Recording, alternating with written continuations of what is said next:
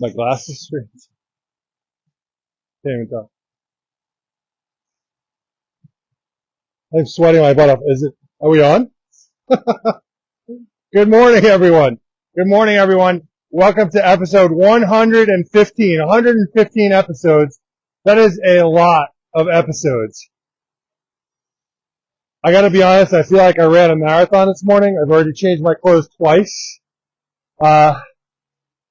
The guys left all the trucks in the parking lot and we were messing around with putting the parking bumpers in different spots. I'll show you that in a second. But lots of stuff going on this week. Lots of rain. I think we've had more rain in the last 2 months than it's got to be some kind of record. It has to be a record. We've had so much rain here. I know that there's been rain all over the place. I know Dubai had some crazy rain that happened. Supposedly it had to do with cloud seeding, and it didn't have to do with cloud seeding. I don't think this has anything to do with cloud seeding at all. We just have a lot of rain, which is just absolutely crazy. But I was working in the rain before. I've already changed my clothes like 3 times and twice or whatever I did. It's super, super humid. I can't even see through my glasses right now because they're fogging up. Yes, I'm wearing my glasses today. If Michael Adrian is watching, he would have reminded me to wear my glasses. Good morning, everyone. How many people we have on? 6 people. Good morning, everyone. Lots of things happening. Went to the doctor this week. On Friday, I was at the doctor. Lost some weight, so I'm kind of excited about that.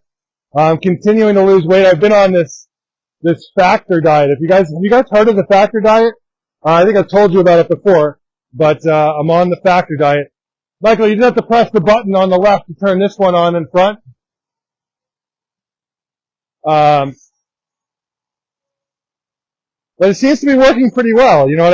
I have meals every lunch and dinner. I bring them with me. I put them in a microwave for 2 minutes, and I'm sweating like crazy.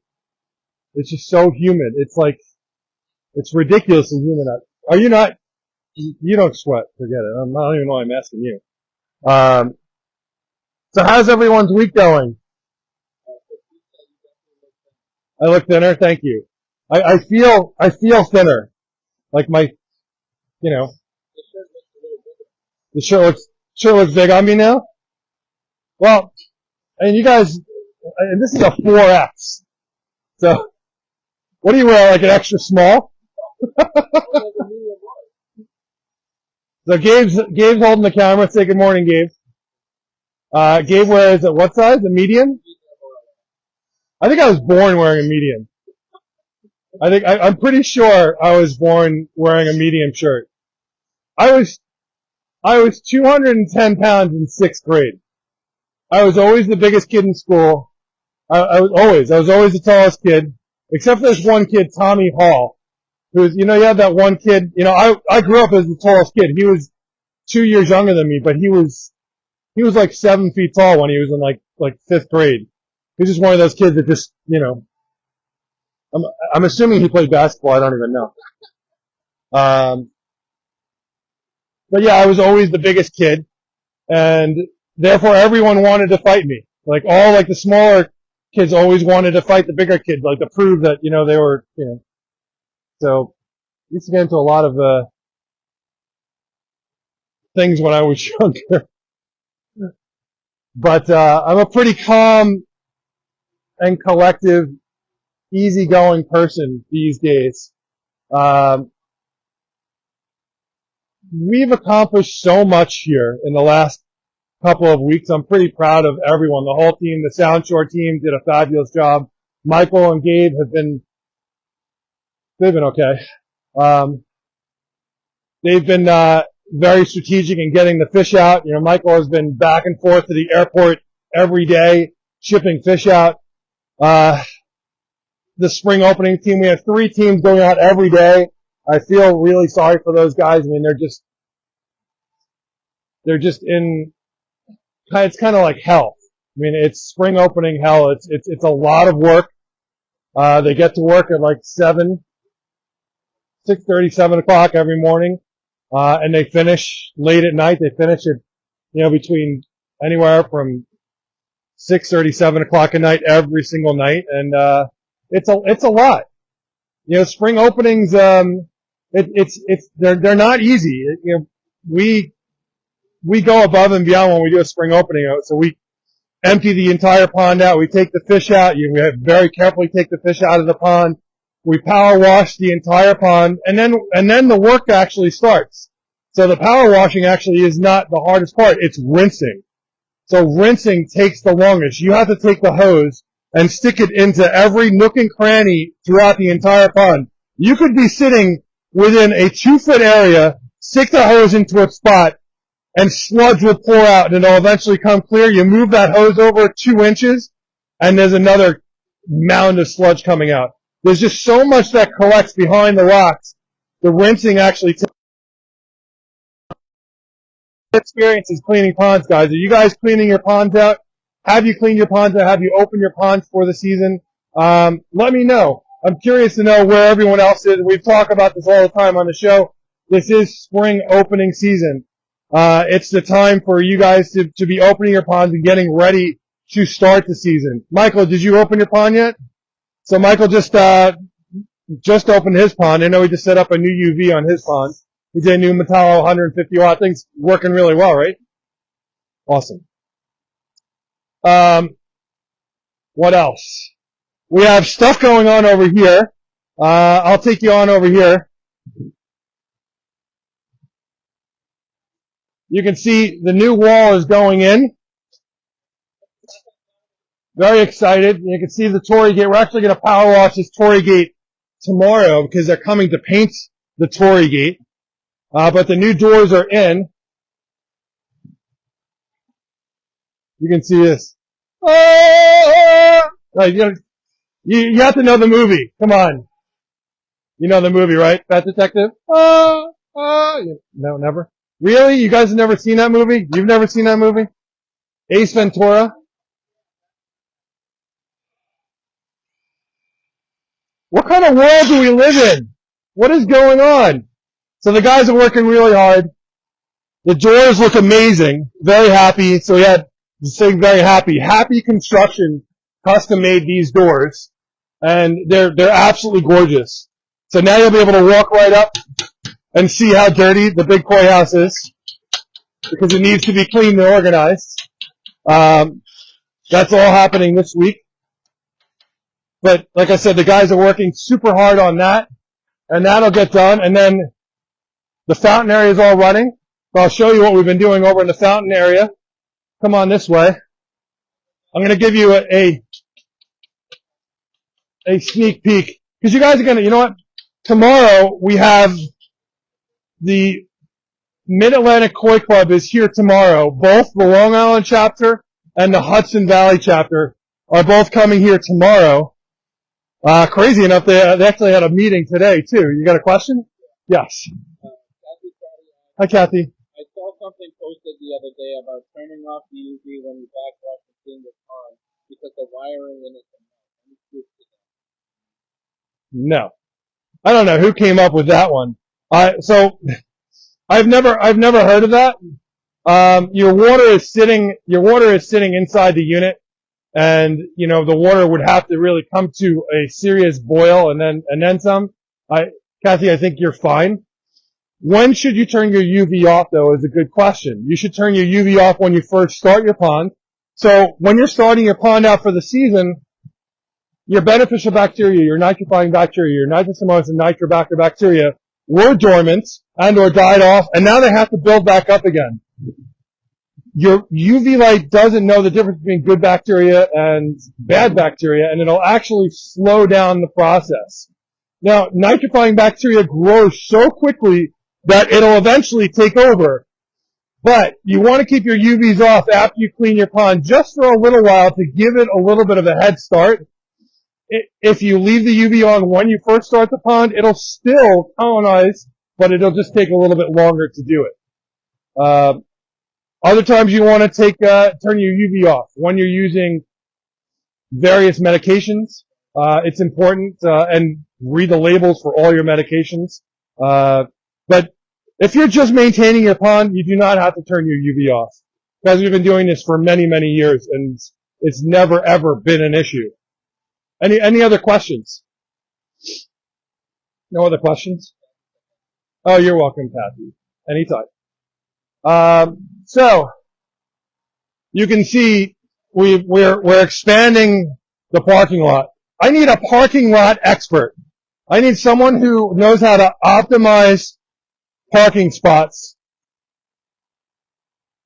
so that we can get the most out of this space. How do we do that? And we've been messing around for the last, sorry, I have something in my tongue. We've been messing around with the parking spot bumpers for a couple of days now. And it's hard, figuring it out is difficult. Go ahead, question. Sarah Ross said, what do you do for string out? I had it last year and now it's coming back. Well, it never really went away. Well, I mean, you can cook it. There's all sorts of things you can do with string algae. It's actually really good for you. And there you go. I don't know who that is. So string algae. What was that? He's got signs, yes. Woo! Signs. So your question is string algae. So string algae it usually comes from an excess amount of organics. You just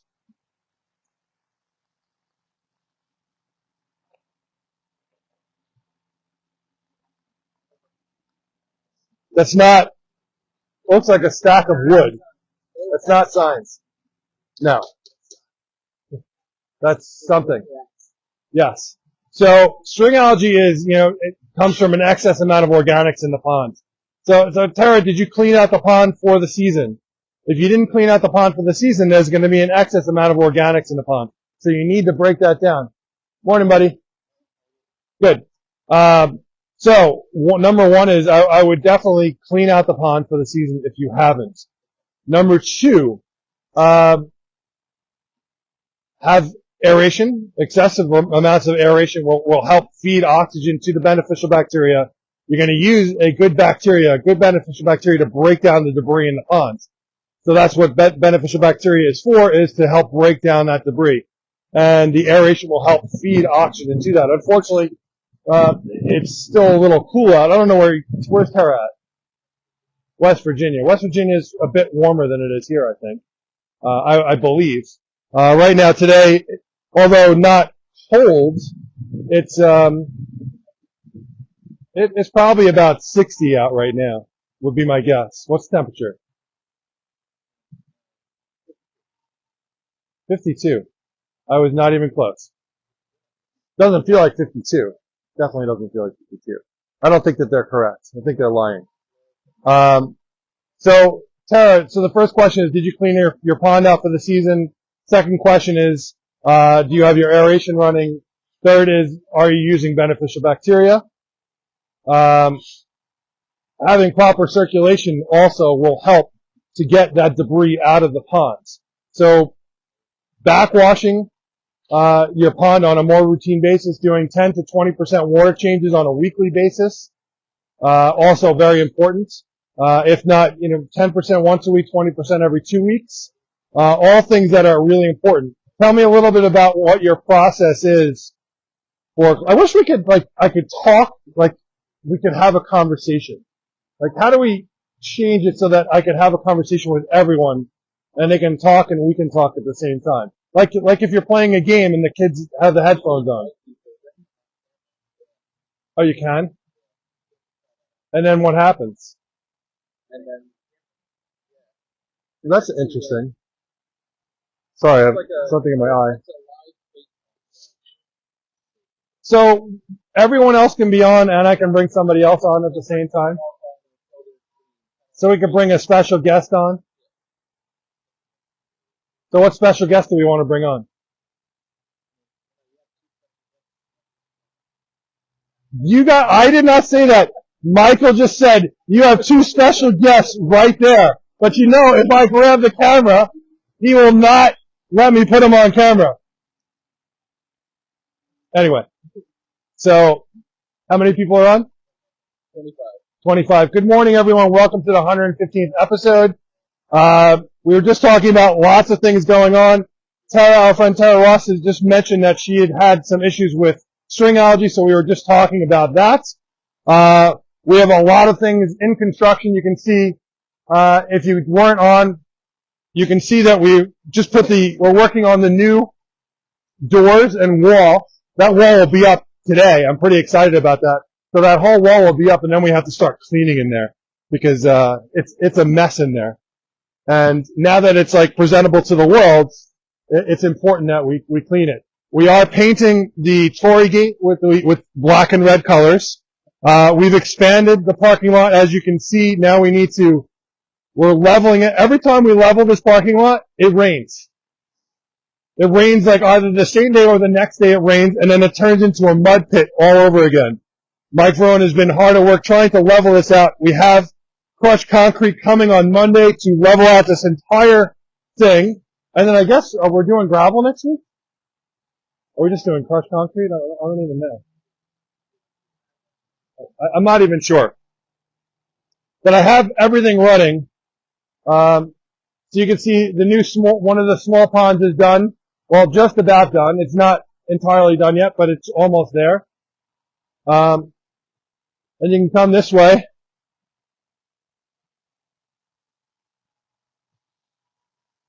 And the reason why I'm showing this is because the MAKC is going to be showing this all tomorrow when they come. So I might as well show it anyway. So you can see wires all over the place. And the reason why we're leaving the lighting for the wires up is because we're actually doing landscaping starting on Monday. So by next weekend, by grand opening, and again, let me repeat. I didn't actually say it today. Our grand opening is, and yes, we've been here for 2 years, but we've never actually done a grand opening. Our grand opening is on Saturday the 27th, starting at 10 o'clock. We have lots of really cool things happening. We are going to do a live Japanese-style auction. I have no idea how we're going to do it, but we still haven't really figured it out, but we're going to be doing that. You got a question? Go. Hey, Ishmael. Could you please give some advice on moving koi from one location to another? About 40 minutes drive, 34 choices. I've done it before and was successful, but it's sort of just very familiar on how to do it, but I want to do it. All right, so moving your koi, the best thing that I would say to do is go to like what is it, Costco? Is that what they're called, Costco? Those places, like the BJ's of the world? Costco. Get yourself a giant cooler. Okay? Get it like the biggest cooler you can find, something that you can close. See, my son's car broke down. He broke his belt. You can see him over there. The tow truck is about to tow his vehicle. Get yourself a large cooler, and then you need an aerator that you can plug in, and you can drive to wherever you need to go. So take water from the pond, put it into the cooler, put the fish into the cooler, get an aerator in there. You'll need some kind of, what do you call it, an inverter for your car to plug it in. So you get an inverter for your car, and you can plug your aeration in. Or if you have like a pickup or something like that, just plug the aerator into a generator in the back of the pickup, and you can put that into the cooler, and then you can drive the fish over to the new location. What you are going to want to do though is hopefully the temp, you're going to want to make sure that the water that's in the cooler is around the same temperature as the water in the pond that you're putting them in. So that's super, super important. So you're going to need to, be within a couple of degrees. I hope that answers that question for you. Let me know if you need any more thoughts on that. Michael, you're going gray. You're going gray. I see that. I just noticed. Gabe's not going. Nah. That's just the way you were sleeping. It's just bedhead, dude. Anyway, I'm going gray too. My son Travis is going gray as well. It happens to us all. Michael's old now though. Michael, he's like 37 now. He's very old. He's definitely up there. So if you guys have any questions, please don't hesitate to ask. This is the forum to do it. We want to answer your questions. on anything to do with your pond, anything to do with filtration, anything to do with fish, we're here for you. That's why we do these shows. We love to do this. We love to show you everything that we have going on. And we are building out all this so you can see some of the stuff going on here. You can see the new pergola. Pergola is actually getting stained next week. We're excited about that. You can see some of the new fountains.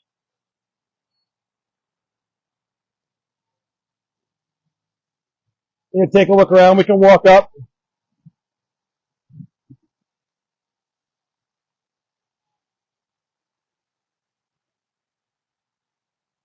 I'm going to grab the camera for a second. So this is the blue thumb copper iris. So awesome. And here is the copper tree. This is the creeping maple tree. How awesome is this tree, guys? Now, you can't use these copper fountains on a pond with fish. This is all we're on a pondless waterfall here. And what we did is I actually used a small micron filter on these because if you get up really close, you see the leaf, the water is actually coming out of that little tiny pipe there, right at the top of the leaf where it's attached. So all that has to stay really clear. What is our water temps? What are our water temps here? Outdoors. We're in the 50s, maybe 55. But this is the small. Yeah, Chris, so this thing, I love this tree. So we are now a distributor for Blue Thumb Fountain, so we're really excited about these. This piece is amazing. I love this piece. It's kind of funny, when you get them, you have to expect some of the leaves actually do come off, and you can have them put back on, or you can just you have to kind of just squeeze the end of the pipe closed, which is what we had to do here. But amazing. Hey Brad, how's it going? So I'm going to take you for a walk up here. You can see this gorgeous, gorgeous water feature. And the way we designed this water feature, we wanted you to feel like you're constantly interacting with the water. You weren't just walking next to it, you were literally walking on it. So here's a gorgeous bubbling rock that Al from Sound Shore bored out. See that there? That looks amazing. And we walk up through the path here, and you see the water snakes through underneath the pathway. And here is our other oak rain tree. Check this out. How amazing is that, guys? This waterfall came out really awesome, too. Thank you, Brad. Hey, Mark. But this tree is just gorgeous. So this tree is about 5 feet tall. So a different leaf. Did we lose it?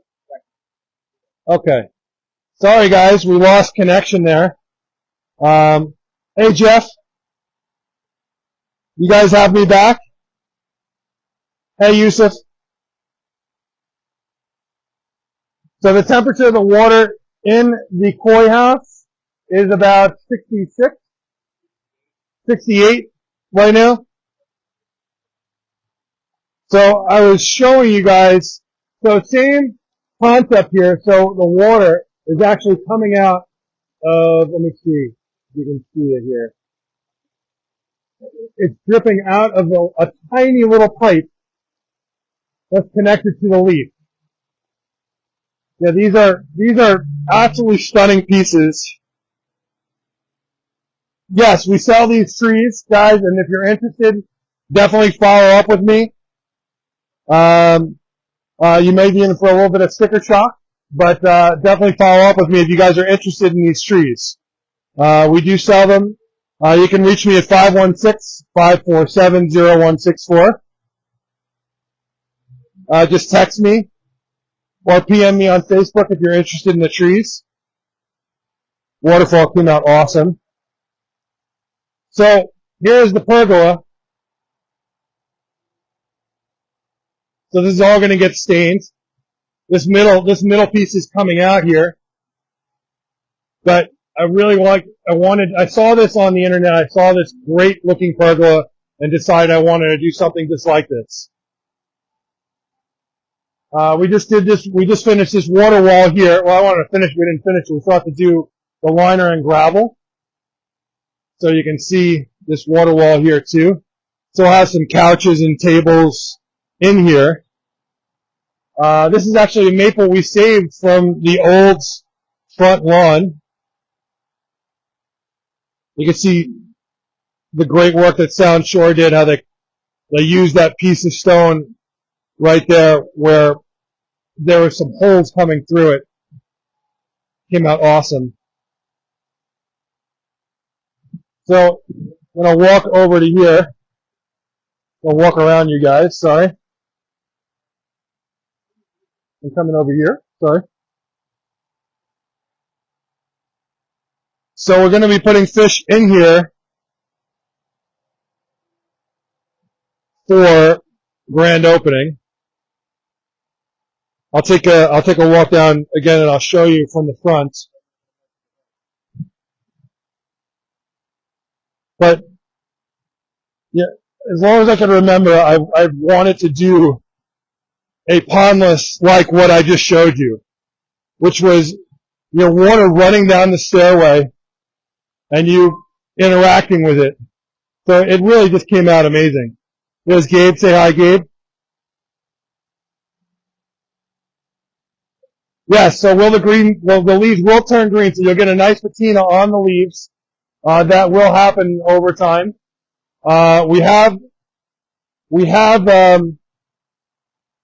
all the plantings going in starting on Monday. So we partner with American Nursery next door. We're really excited to work with them. And they're supplying all the trees, so all that's coming over on Monday, and we're going to start placing everything. But you can see here, we have the nice infinity edge. You can see the gorgeous urns, and behind we have the spheres. Oops. I don't think I can't pan in I can pan in. There you go. So, just so you know how this works, so the water pulls from this basin down here. Okay, and then it sends it up to those three spheres up there. Two of those spheres feed a waterfall that's behind it, so you can see the waterfall. Let's see if I can try and expand this. They feed that waterfall over there, and then that pours back into the pond, and that feeds the infinity edge wall. And then over here, the far connection again. Michael took the thing with him, didn't he? Can you go grab the,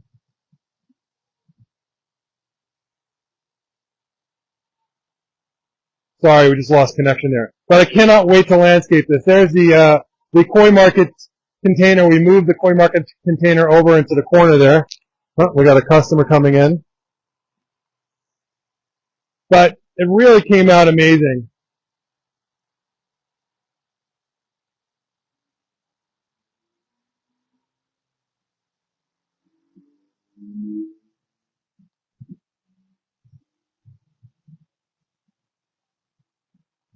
You can see how muddy the mud is just horrible in the parking lot. So I cannot wait to clean that up. So I'm going to give the camera back to Gabe. So this is another pond that we're working on right now. It's just about done. We still have some rock work to do, but you can take a look at the water feature here. You can stand on the feeding platform. Still needs to be cleaned out, but had a little fun with one of the bowls, one of the aquascape bowls. That's actually a patio pond that was cut out so that we can have the water come out. So normally it's just a a pond that sits on a patio. So that came out really cool, and then the water feature came out nice. And then we have a fountain area over here.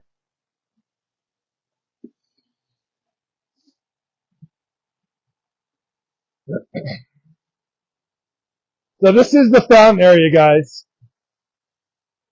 How are you? So we still have to put all the gravel in here, so that's not done yet. But you can see each of this, and this is all, we have all blue thumb fountains here, and those are all the water features on the back are, koi market scuppers and sheer descents. So if you're interested in any of that stuff, we sell all of this.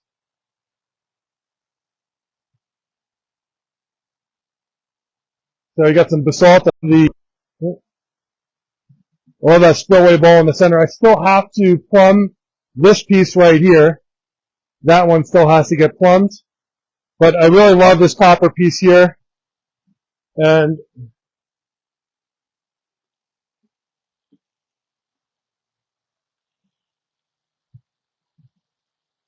so the whole idea of this section here is so that you can just take a look at different types of fountains that you may want in your ponds, in your backyard. So most of these are designed to go on a basin.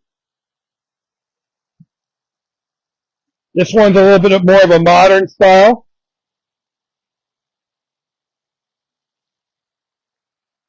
Kind of fun and different. This is an absolutely gorgeous piece of marble here, pink marble. Really nice piece. The gravel will cover all this. So gravel will cover everything here. You won't see any of this that I'm standing on right now. But you can see the various scuppers on the walls. This one's my favorite. I mean, we've talked about this before, but imagine seeing a whole wall of that running across. How amazing would that be? Really cool. So I can't wait to use these on a project. Or for our customers, guys, we sell this stuff retail and wholesale. So please, reach out to me. Everything's got to be cleaned.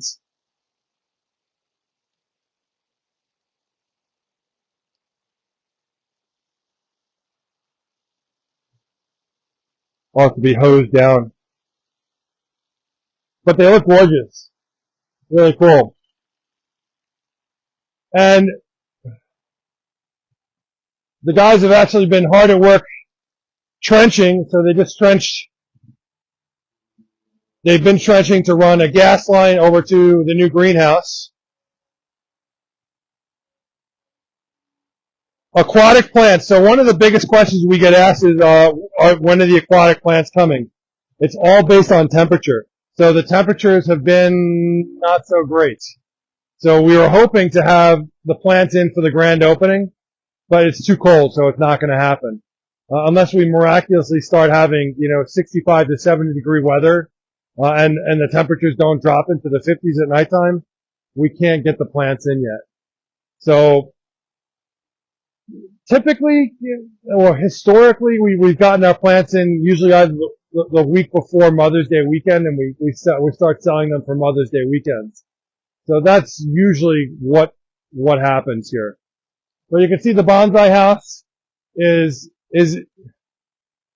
in development. I know Chris was working on bonsai tables over the weekend.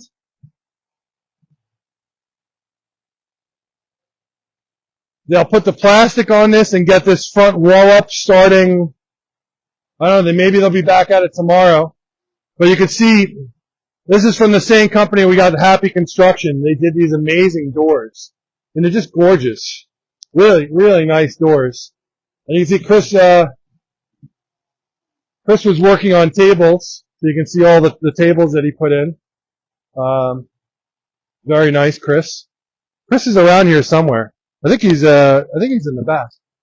Maybe we'll go and see what he's up to. Let's take a walk back there. So again, guys, we have our grand opening. next weekend, the 27th, and you're definitely welcome to come. We'd love to have you. We have lots of things going on. Food, drinks, raffles. I think we're doing raffles and prizes every hour. And we are going to do a Japanese style auction. We have a food truck here. Don't worry about parking because we'll have a valet guy here to park the vehicles. And tell me, are you guys thinking about coming? Who on the show right now is thinking about coming to the event? How many people are on? 36. We have 36 people on right now. So, how many of you guys are thinking about coming out to the events on the 27th? Just curious.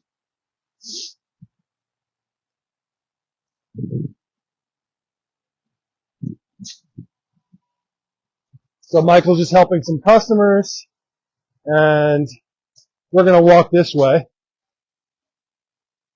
So they started, look, they got the first piece of corrugated plastic is up. And now they're going to, by the end of the day, all the plastic should be up on this whole thing here. And then they have to attach the plastic onto, it's called wiggle wire. I'll show you how it works. It's kind of interesting. So, this is the track.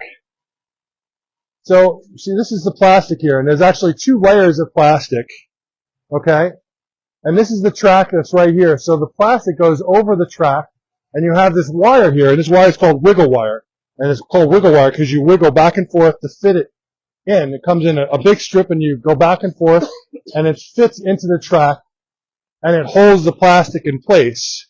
And the reason why we have 2 layers of plastic is because we actually have a blower that blows air in between and blows up and creates basically a protective layer that actually helps to insulate the greenhouse in the wintertime. Pretty cool, actually. Let's go and see Chris. I think he's here. Is his car here? Yeah, his truck is right there. Let's see if Chris is able to talk. So for you contractors out there, this isn't a hole, is it? No. For you contractors out there that are on here, we are now an Aquascape distributor. We are a Blue Thumb fountain distributor. We are a Elevate Pond Guard, formerly Firestone Pond Liner distributor, so we have plenty of liner here. We also are a distributor for Siche, so if you need green reset filters, reach out to me. Chris, you decent? You decent? You want to chat? Alright, let's go say hi to Chris.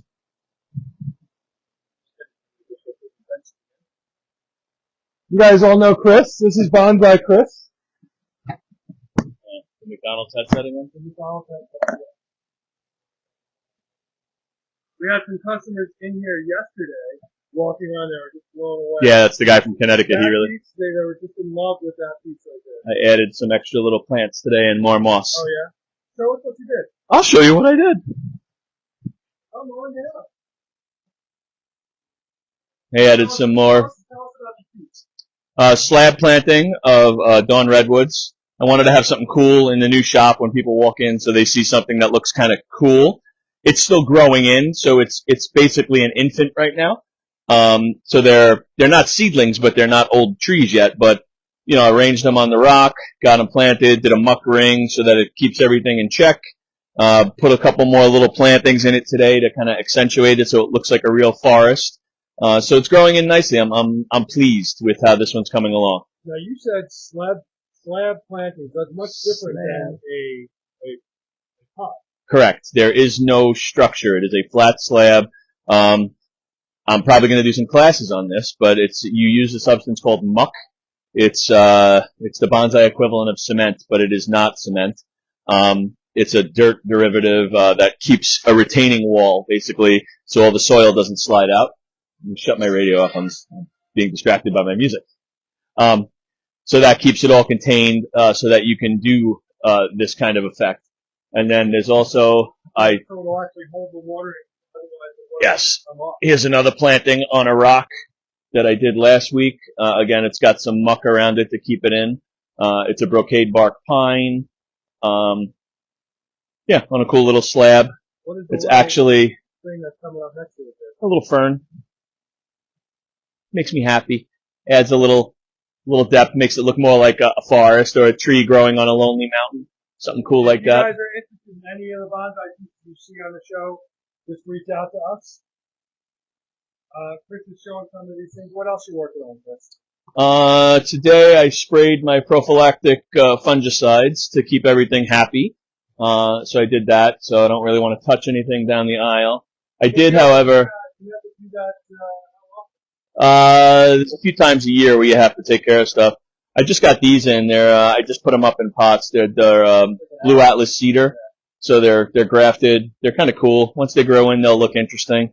But I thought they were fun, so I just potted them up so they'll get styled in the fall now. Hold on. You can't just say they're grafted and assume that everyone understands what you're talking about. What are we talking about? We're talking about a tree that did not grow on its own rootstock. Right. It was, you kind of force things to grow faster. So this is the cutting, and this is the rootstock of another type of cedar. So they graft it to it. You can kind of see the graft line. Eventually that will blend, and you won't be as noticeable. But you get a much bigger tree in a much shorter amount of time. So you can make this tree this big in a year, where it would take 6 years, 7 years if you grew it from a seedling to that point. All right. So was this basically a branch that they cut Yes, off? they cut it off of a tree. And then they added on to another. A veneer graft. A veneer graft. Yes. That's so interesting. So these will be fun. The needle change is just because they're shedding their old needles now, but they'll be a bright, they call it blue, but it's not really blue. It's a very distinctive greenish blue color when they grow in. So those will be interesting. They'll be like a fun piece to have. Now there's Atlas cedar and then there's weeping Atlas cedar. Yeah, they don't make terrible bonsai. They make terrible. Yeah, they don't work for bonsai. They just want to go. Bleh. Oh really? We do have a nice tree. This is an experiment. I will show you this one today.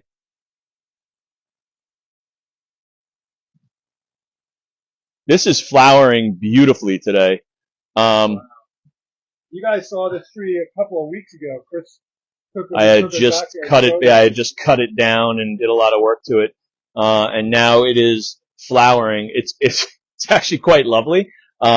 This was something I saw in a nursery. The movement was great on the one part of the tree, so I opted to keep that part of the tree as a bonsai, and I cut the other part of the tree off, and the tree has responded quite lovely. It's doing very well right now. And what is this again? Yeah, exactly. This is it's nothing that I'm ever cascading. Concordia. Will it make a good bonsai? Time will tell, but right now it makes a lovely specimen piece to have on a bench. It's definitely, people come in and they're like, wow, that's really cool. I don't know if it smells or not, but yeah, but they after the flowers fall off, I was told it makes these cool star-shaped seed pods. I haven't had it long enough to confirm or deny this, so we shall see. But it's pretty cool. I got one client that comes in that was super interested in it to see what it flowers, so I just took pictures today to send to her. Oh, cool. Yeah, so that's pretty interesting. Then we got red flowering quince that's flowering now, or almost done flowering, so that's kind of a cool one. Once it's done flowering, I'll cut the tree way back because it's too long, but you want to let it flower first, and then you remove all the quinces. You'll get one major flower and then a bunch of minor flowers. Nothing that's to write home about. I have the crab apples back here, purple flowering crab apples. It's kind of covered over so you can't see it so great, but that just started flowering, so that's pretty cool. This one is just going to start flowering over here. That's another crab apple. That should be a fun little tree once it flowers. Very cool. And then here's another quince that just started flowering. This is a double blossom. As you can see, the flowers look kind of like a rose. That's cool. So that's a cool one. I've been growing that out from a seedling, or cutting actually. Yeah, then all the maples are growing in. Some azaleas are starting to flower. This is a purple flowering azalea or rhododendron, depending on who you talk to. So that's just going to start to flower. So next week those will be open. Yeah, they're fun. And then here's another white flowering crab apple. Those are smaller on that one, yes. Different sizes. Here's a very old crabapple that's in full bloom right now. This was given to me. This is one of my trees. This was given to me by an older fellow who has since passed away, so it's got sentimental value. So I keep it going. So that tree's kind of cool. And then here's another quince that's just finishing up its flowering. So that's a semi-cascade, kind of a cool. When it was full of flowers, it was pretty interesting. So that's a fun one too. So tell me what you guys think of all this stuff. It's pretty amazing. We've been coming back through here every couple of weeks for the last, Now everything's growing in. And everything. I mean, there weren't any leaves on any of these trees a couple of weeks ago. Now everything's growing. It was under the bench, but it needs light, so I put it up on top of the bench. It's a European larch. European larch. Mm-hmm. Yeah, so it's like The needles started to get a little longer. Yeah, they started to get a little longer, so I put it up so it gets more light now. This is a Japanese larch that I styled, which is much tinier needles. That's cool. It's kind of like that tree was given to me because the other owner thought it was a lost cause, and clearly I was able to work the tree, and I kind of like the tree right now. I'm interested to see where it goes, but it's a very interesting, there was a weird structure that grew out of here that I cut off and carved it out a little so it looks like it got hit by lightning. It had some dead branches down here that we've removed. Tommy Lee says, how much is that? This one right here. I don't know if it's down with this. Which one? This or that? The short leaf larch or the long leaf larch? Or we could just give a price on both of them. I don't know. I actually don't think this one's going to be around $395, and that's going to be around $295, give or take. Cool. So if you guys see something and you say you want it, just say, "I'll take it." And, The one with the the red flower. red Oh, flower. $595. The quince, The one on the corner. not for sale. That one I'm keeping. Yeah, that's my collection. If it was this one's not for sale. Yeah, I got to keep that for a little bit. It just went into the pot, so I have to. I say it's not for sale. It's not for sale this year. It literally just went into the pot. I can't sell it, not knowing how it's going to respond. Guess what? That's the one. Yeah. Give me a year. Do you have any other quince for sale now? Yeah, tons of them. All the ones back there. But that one, it literally went into the pot like 2 weeks ago. I can't tell you how it's going to do yet. Like I don't want to sell stuff just to sell stuff. I care about these things. I want things to. I have a larger one like this one. We have. I think it's really important to know that Chris is really. This is a double flowering Japanese quince. That's like the one in the front, but it's got a double orange or a double salmon colored flower. That's another type. The other ones will start flowering soon. They haven't flowered. All of these are quinces in here. This is a Chinese quince, a pink flowering Chinese quince. This one. How much is this one? I don't know. I don't remember what I priced these. Laura asks, larch is cool. Don't they lose their needles like? Yes, it's a deciduous. Yeah, it's considered a deciduous tree, even though it's kind of technically. Yeah, I mean it's technically not, but you treat it as a deciduous. It's really a conifer, but it loses its leaves. Yes, or its needles. That's a good one. That's an old tree. That was one of my. I've had that tree for a long time. It's got a really nice shape when it grows in. I'll have more quinces when they're flowering. Right now, like this is the remnants of a cherry that's flowering, a contorted cherry. So that's just finishing up the flowering cycle. This one has really cool contorted branches. So that one is just finishing up flowering. That's why it is a little brown right now because it's literally just finished. It starts off white and then the flowers turn a blush pink after like a week or two.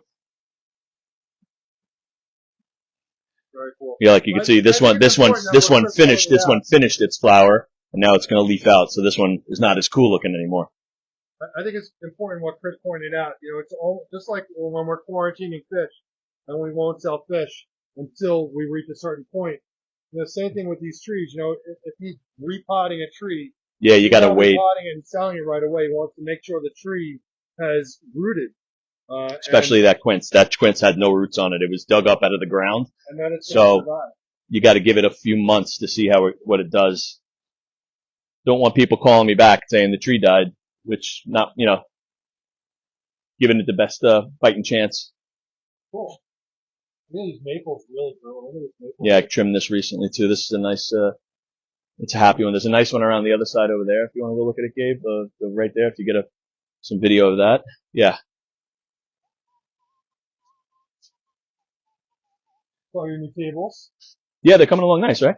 I'm gonna go now that it stopped raining. I'm gonna go play with those too. Okay. Yeah, it's done. I believe for the day. And then I have some. Really nice. Yeah, that's a really good tree. Then I have some false larches. They call these false larches. They're not technically a larch, but they look exactly like one. But in the fall, they turn bright orange yellow instead of the standard like brownish yellow that the other ones turn. It's fun. This is my favorite time of year. Some other little azaleas that I've been playing around with that are going to flower soon. Satsukis. If you guys have any questions, now's the time. I'll show you too. We have some cool mini hostas starting to emerge. So I have like little dwarf hostas that I grow. I don't know too many people that actually have these. I have a bunch of different varieties. That's a really good larch. I'll show you that one.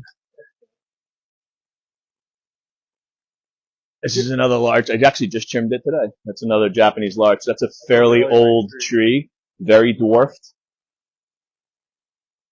Just has to wire one. This branch has to be wired up, but I gave it a haircut today, so it's a cool little tree, very old.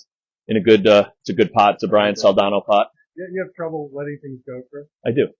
That tree I actually like. I was thinking about today. I was like, do I let it go? Do I not let it go? But I gave up on that. Technically, everything is for sale. Because then I could just get new stuff. Yeah. Here's another crabapple that's flowering. The white crab apples tend to be much hardier than the other colors, so these are pretty vigorous. They're going to have to be cut way back after the flowers are done, and then they'll push out again. We haven't officially launched LI Bonsai.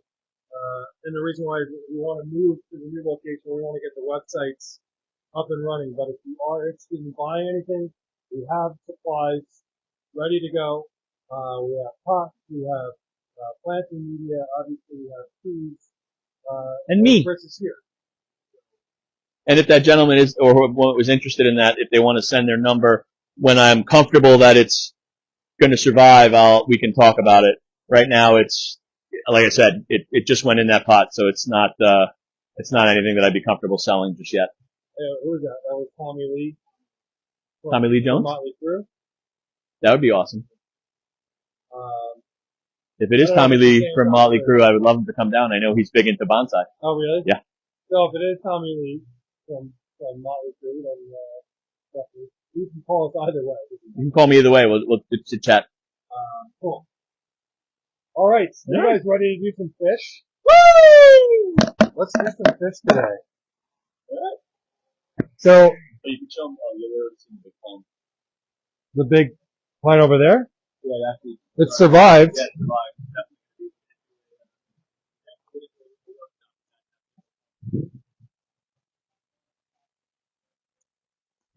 So we've talked about this massive tree here. So the previous owner of our property, the previous owner was called Bonsai Creations. And they didn't really create bonsai. Yeah, I think they had bonsai at one time, and he kind of moved into indoor tropical plants and orchids. This tree here was a bonsai that he decided to plant in the ground in front of the house, and we uprooted it. Chris very, very carefully boxed it up, and it survived the winter, which is amazing. Amazing that it survived the winter, and it's not anymore. But it's got new growth. So it's got a lot of new. We'll just stick it back there. There you go. Yeah, the handles. Hopefully. So Mauro Stemberger from Italy is very good friends with Chris, and he's been to the store a couple of times and styled some trees. he's going to come out here and he's going to style this tree, which is, I imagine he's going to need to come back many times to style this tree. But, the first styling is going to be a hard cut. So it'll be half the size. He's going to chop half the back. just want to see what's down there. Wow, Look around the other side of the base. the caliber on this tree is huge. Not sure we'll ever sell it. Conversation piece. And I think I'm going to have a contest for this tree, because a big tree like this needs a name. So I think we'll have a contest of, I mean, people will have to name it. I mean, this The is, winner gets this like is something, but the base is like, it's a 14-inch across base, which is huge. The Nabari on this tree. where do you even find a pot for a tree like this? You have to get it custom made. I already been looking into it. Oh, really? Yeah. But, I mean, you can see this tree is pretty old, but it had a huge opportunity to grow out because it was released from its pot at one point and put in the ground. And so it took off, and it was probably in the ground for 20 years, maybe more. yeah, quite some time, because you could see the caliber of the tree. So the thickness of the tree trunk is absolutely massive on this tree. So this tree is going to be, it's going to be something. Something cool. Yeah. It's definitely going to be something. That tree from beast become beauty. I know. I mean, it is a gorgeous tree. Is this a Scots pine? What kind of pine is this? It's a Japanese white. A Japanese white pine. So our white pines, is it an American white pine? American white pine is. It's a much longer needle. Icky looking. It has junky bark, and the needles aren't as compact like this. They don't stay this nice bluish green color, and they don't stay as tufted. The American white pines are just kind of like they grow straggly. Right. They make terrible bonsai. So does this stay, it'll stay these colors the whole time? Actually, this is the winter color. It's coming out, and the new color will be a bright, vivid green. All of this needles will be removed once the new candles push. So which is the new, the gray or the green? They're not out there. The candles are still pushing. The what? The candles. Candles. Which is how a pine grows. Interesting. If any of them are growing in the center growth tip, they call that a candle in there. It's kind of hard to see it, but that's the needles for this year. So you'll remove most of this. Really? And only leave a little bit, yeah, because the old needles drive. So wait, so it's gonna do it on its own, or you have to actually do it? So you have to actually go in and remove every one of these. Like stuff like this, where it's all dead. You don't want that. You just want, see this tough, how nice and crisp it is in here? I gotta be honest, I'm glad I'm not doing that job. You want that stuff to stay and all the other stuff to go, because this is all junk. So what I'm gonna say is bonsai is definitely takes a lot of patience. It's a hobby of patience. I guess there's a bit of meditation, I find it very involved meditative and in. relaxing. Is meditative a word? Yeah. Meditative. Meditative. How's your back, by the way? It was my neck, and I'm much better. Excellent. Yeah, I was crippled for like a good week there, but now I'm okay. Thanks getting old.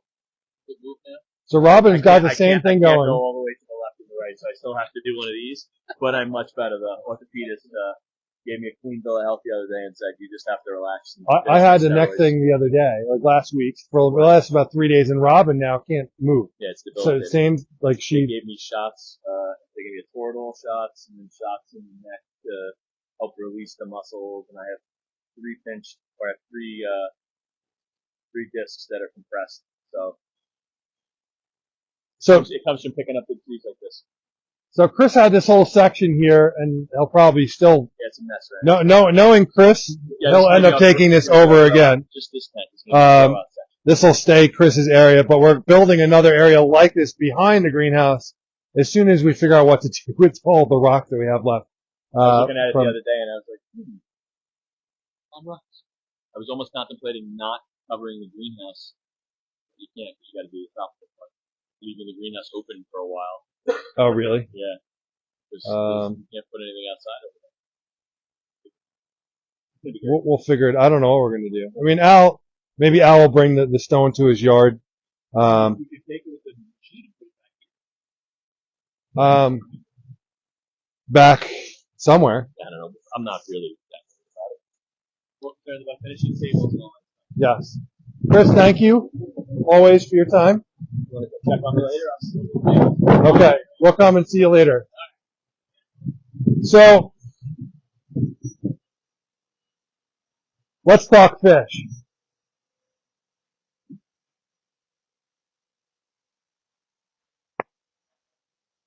Are you guys interested in anything in particular? We're going to start doing fish. How many people are on? I hope you guys enjoyed that part of the show. You can see Chris has a couple more bonsai in here. These guys will be coming out of here soon. All the tropical stuff is going to go into the tropical side of the greenhouse. He's got these things here. These are really cool. And I think he has other ones for sale. These two are like the parent ones, so he always takes the cuttings from these. So we won't sell these two, but any of the cuttings, like I think there are some, those are from cuttings there. Those are pretty cool. I forgot what they're called. And he's got these down here. These are cool too. There's a lot of different varieties of these. Laura said some of that stone can be filled with fountains and plants. Yes, yes. We are going to core some of that stuff out, and you are correct. So we will do some of that. But thank you for mentioning that, yes. What fish are you guys interested in? I'm going to go and search around. But let me know what you're interested in, and I will certainly go and find it. We're going to set up, you want to set up over here? Okay.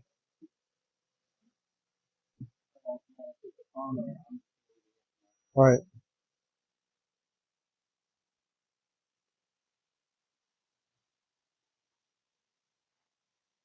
Platinum butterfly. So I do have some platinum butterfly. The platinum butterfly, I can definitely put out, no problem. Let's see if I can turn the air off here. I'm going to put the camera down for a second.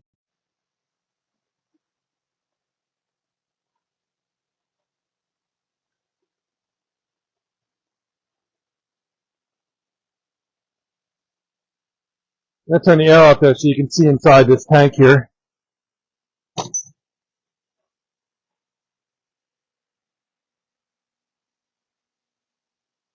Some gorgeous fish in here. This is an $800 tank here.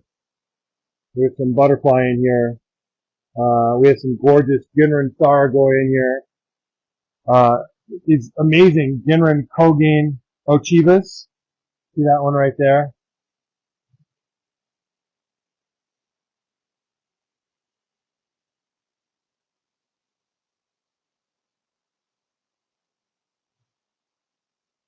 So I'm glad you enjoyed that section, Karen. I like doing the bonsai. I like showing that stuff off. There's some really cool stuff there.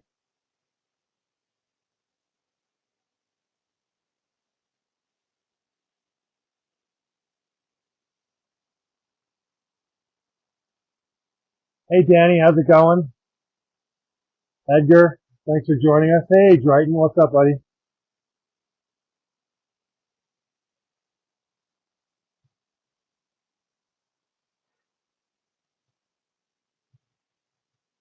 We have a very unique pearl here. I only have one of them. It's a white pearl. It's actually right there. This is from Sakaguchi. Check out those pearl scales. See that? It's the only one we have like that. Some Benikiko in here. Some Aragoki Kikikiryu in here. There's some Benigoi pearls in here.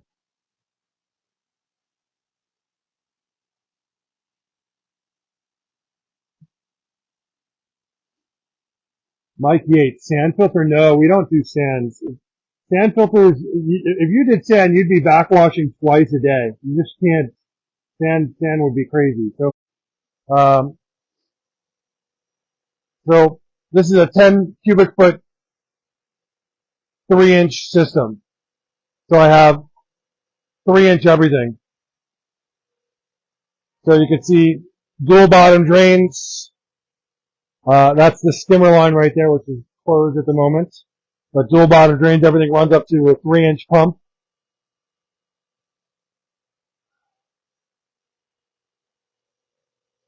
So this is, you can't really, you can kind of see the media in there. It's a very small alpha nano media. So it's got surface area on the inside and outside.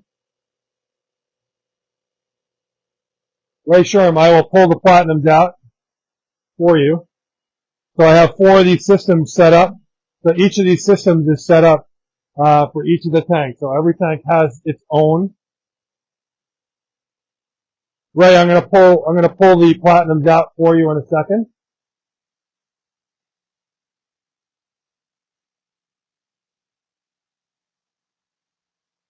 Here are the platinums.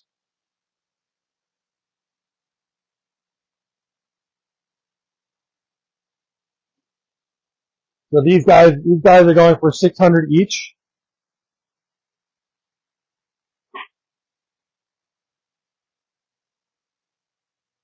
Those ball valves, those are Pentair ball valves. So I'm just gonna put the camera up. Here, I'll show you the ball valve really quick. So these are the best valves, guys. So the reason why I use these valves, I hate the Jandy valves because I found that they leak. I've looked at a couple of different companies. These are the Pentair valves. And the reason why I like using a valve like this, and they come two-way valve, and this is a two-way valve like a ball valve, but not a ball valve. So either two-way or three-way, is on a ball valve, if something happens to the ball valve, you have to redo all the plumbing. On one of these, if something happens, I just have to take these screws out and I can replace the internals on it without having to replumb the whole thing, which is great. And things happen. So, Penta is definitely a great valve to use. I do have these. I have some of these in stock if you guys need. Hey, Joe, how's it going, buddy? Hey, Kent, thanks for joining. Ray, I'm going to pull a platinum out for you. Let's get a bowl ready. Here, Gabe.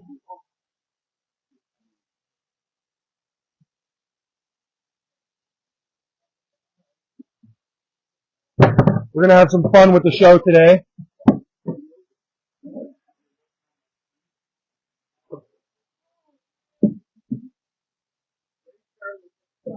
Okay, I'm going to pull them out.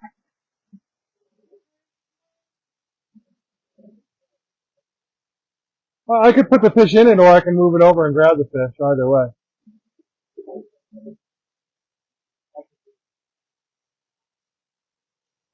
I'm going to grab a couple of fish to show you.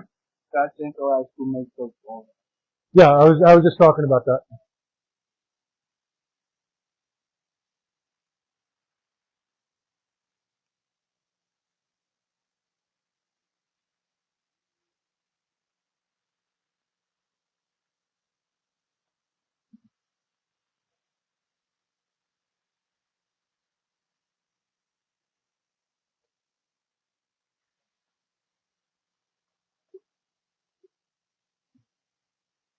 I'm going to grab a couple.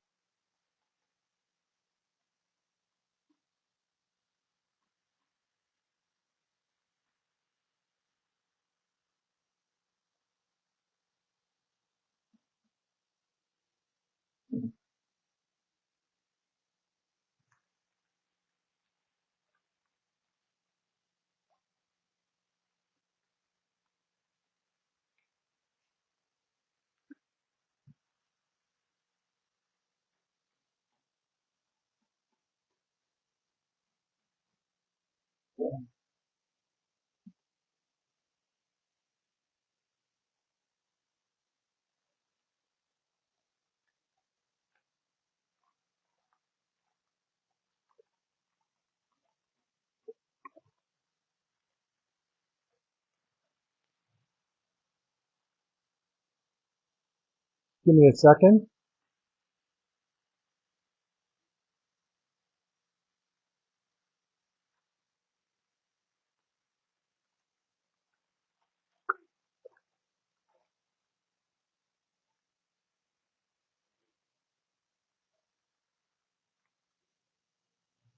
Let's put these in while I grab a couple more.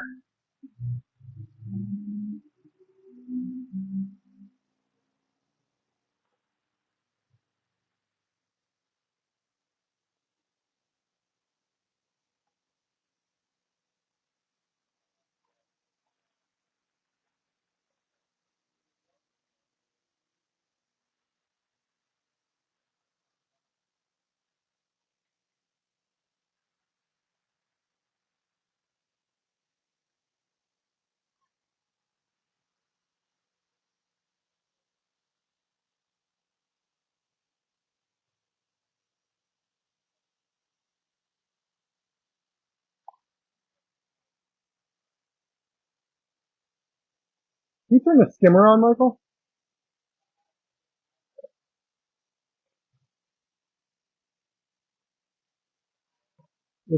It's kind of right there.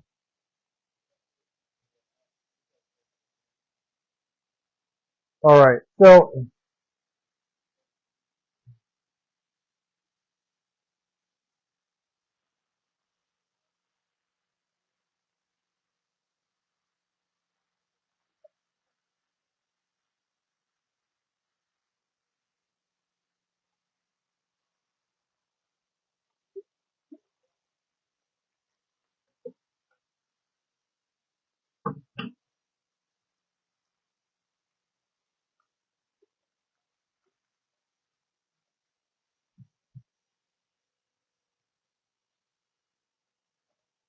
okay.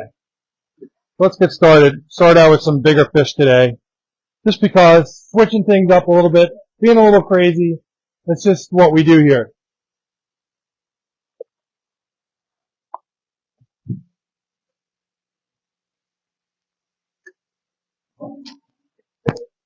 I fixed that stupid hose clamp that was blocking the air from being turned off. Okay, so I got a couple of fish in here. So we have Shushui. We have a really nice Budo Garomo. I have some platinums in here. Very nice lemon Harawaki. Okay, these guys are selling for $600 each. Yeah, this lemon is gorgeous. Hey Heath. Oh no, sorry. That was Heather. Sorry. Hi Heather. Hey Debbie. So these guys are, the size of these guys are from 12 to, I'm going to say, maybe 14 inches. Yes, so Laura, yes, that is correct. So these guys are going for $600 each.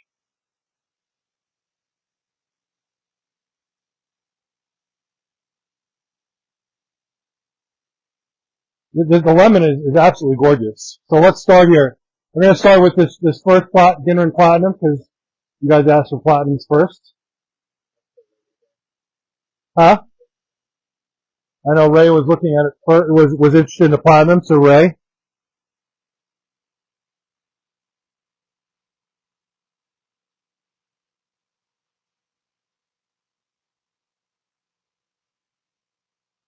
That's the first one.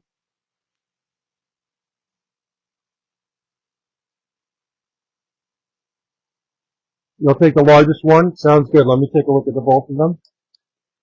This is the larger one. All right. Let's take a picture.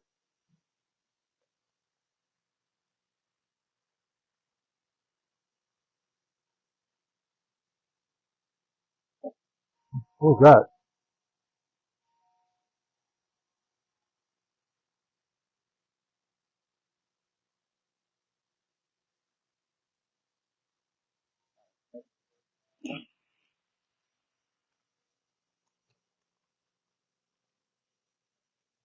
Okay. Next, lemon Harawaki. This one's from Yamasan. It's like super, super yellow. I mean, the key is like ridiculously yellow on this lemon Harawaki. The Budo is available too, Bill. Yes. Definitely yours if you want it. But I got the lemon Harawaki in here right now. Do we have anyone on the lemon Harawaki? 600 on this lemon Harawaki. This is an amazing price for this lemon. Will you do 400 on that one yellow and white one? No. These guys are, I mean, they're $600. I can't drop the $400 from $600. I can't do that. Danny Hines is taking it. All right, sold. $600. Thank you, Danny.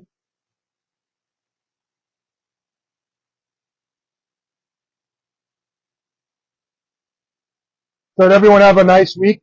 Did anyone answer, like, when I said who's coming to the grand opening? Good. Did anyone answer, like, when I asked who was going to the grand opening? Yeah, I don't remember who the name.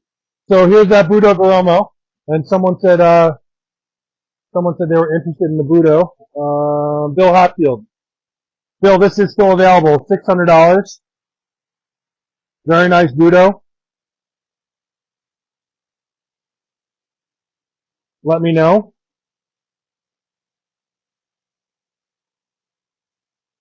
Hey Kirk, thanks for joining. So how many of you guys are going to go to the grand opening? Okay, I'll take it. Bill Hatfield, it's yours.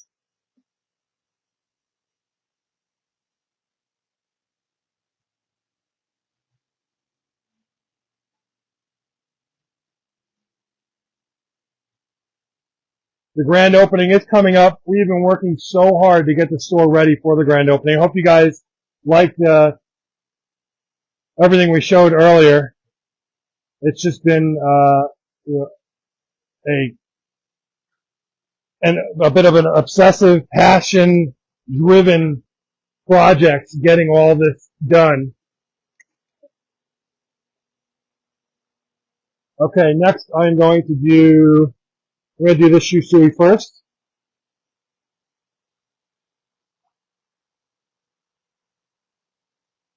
Here's shusui number 1. Hey Harold, so these guys are going for 600.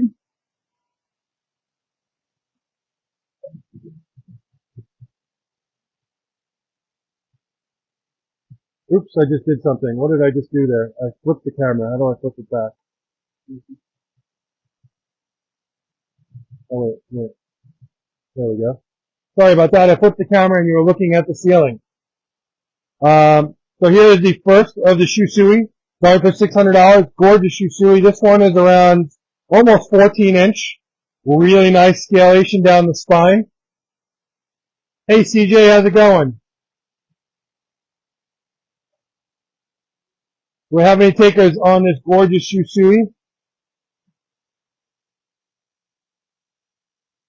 This shusui is from Yumaju. Hi Paula. Hey Scott. Do we have any takers on this shusui? Shusui number 1. Hey Ark. About 14 inch. Lots of Benny. Benny as in red. We got Benny, which is typical on the tail. This is like a key shusui because it's primarily red. But again, it's got really nice scalation down the spine. Going for $600. Do we have any takers on this shusui?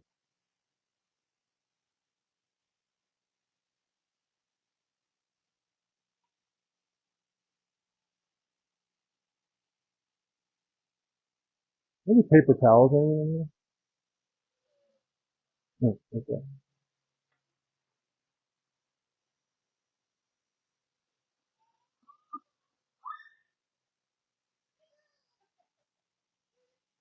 We just had some customers walk in and I guess just screams. Just one of the fish jumped up.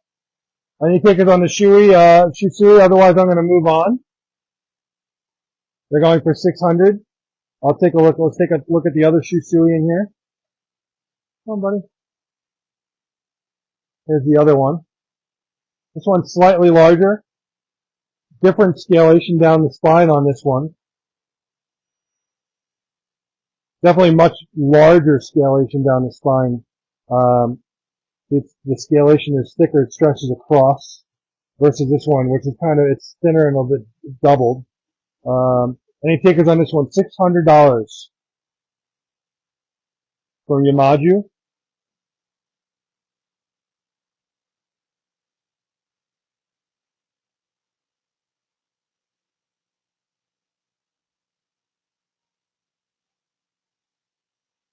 Alright, and then here is the other Ginrin butterfly. Everyone's got to have a nice Ginrin platinum butterfly. Do we have any takers?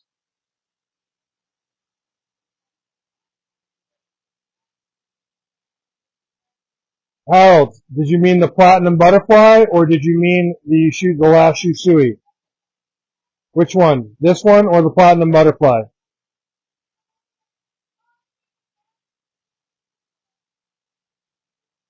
Let me know which one you were talking about. Hey Tommy. That one. Okay, it's yours. Nice pick. Very nice pick.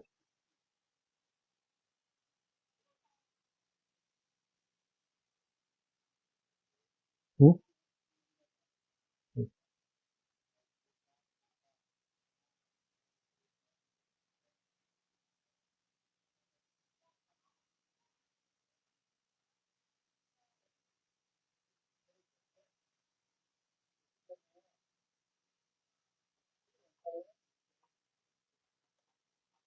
You good?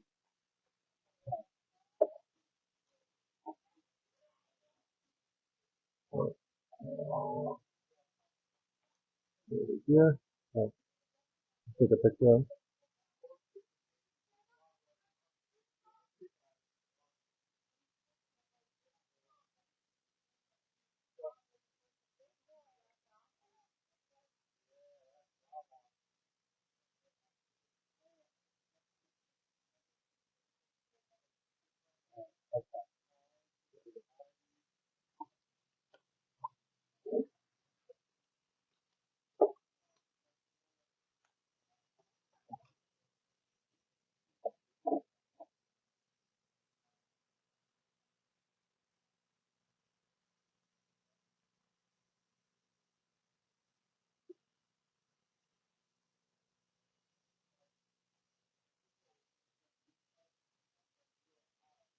Okay, I have 2 fish left here.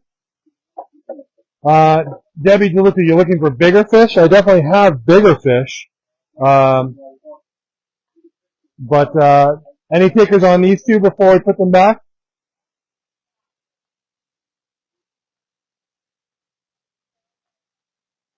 Rajesh, thanks for watching. David, thank you for joining us. So we are on the 115th episode of the Koi Marketplace. 115 episodes is a crazy amount of episodes. I just can't believe we've been doing this for so long. It's just crazy. You know, Michael and Gabe have been manning the show for the last couple of weeks so I could work on the store. I wanted to give them a break, so I was able to jump back on and was able to show you guys a little bit about what we're working on. Send platinum my way, so Danny is going to take the platinum. It's yours, Danny.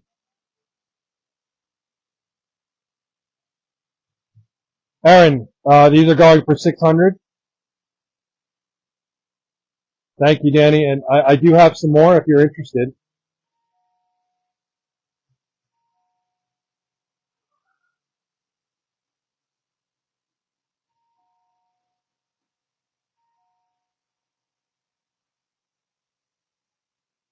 Okay.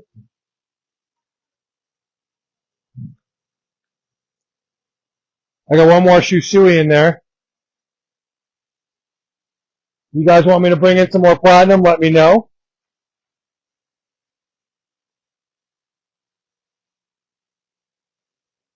Jake, of course. We love doing this stuff. So I know it's a long way for some of you, but were any of you guys thinking about making the trek to the grand opening? Just curious. I have no Dainichi Showa. You know, really interesting, guys. You know, I spent a ton of money on Dainichi years ago, a few years ago. We brought them in and we sold some really nice fish, but I did bring in some younger stuff that we grew out, and I bought a whole bunch of stuff in the Dainichi auctions, and I gotta be honest, a lot of it didn't turn out to be anything like what we were hoping they were gonna turn out like, and I was able to get fish that were much nicer from other breeders like Sakaguchi that, and Kase that just were as good or better than anything that I saw from Dainichi. You know, if you're looking for the super high-end stuff, different story. But, you know when you're buying like a Gucci bag or something like that, a lot of these guys are selling, it's like, I don't know what I just did there. It's like you're paying for the name, and you're paying a ton of money for a name.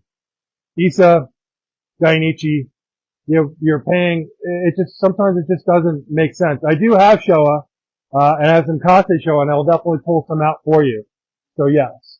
Alright, I'm gonna move this Shusui out, and I'm gonna pull some fish from one of these other tanks, other cages in. We're gonna stick with the same tank for now. Can you grab that koi sock?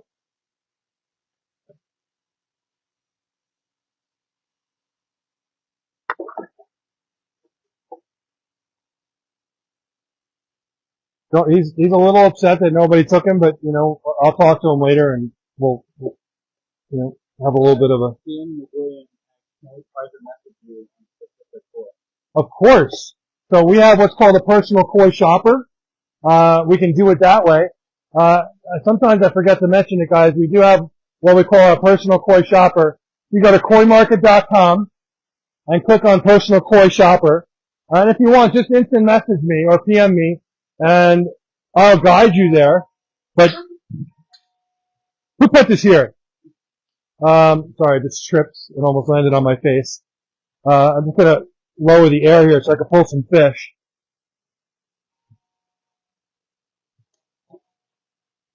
So before I jump to another tank, I want to pull some more fish from this tank, just because I'm using this bowl, and then I'm going to have to switch to a different bowl. So let me pull a couple more fish from this tank first, and then I'm going to pull this giant Kogane, just because. I mean, for $800, you're getting a massive 20-inch fish.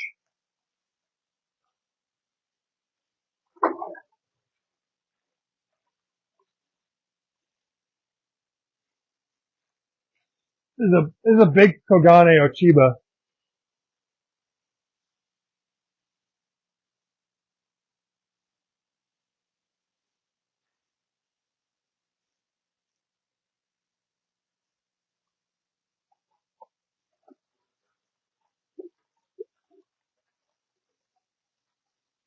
Yep.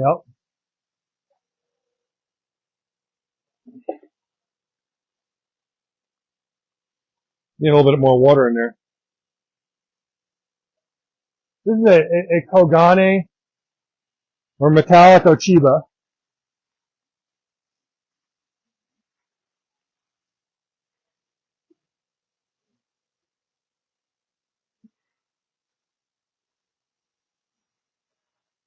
Sorry.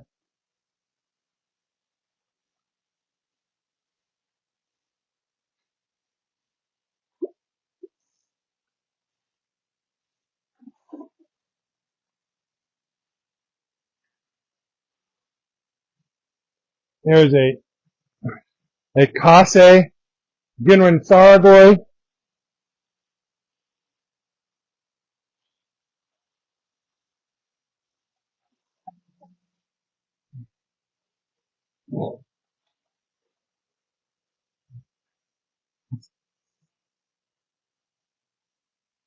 Sorry about that.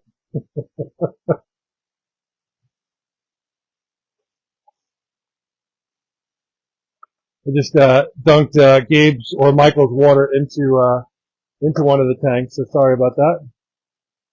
I am grabbing a couple of other uniques here.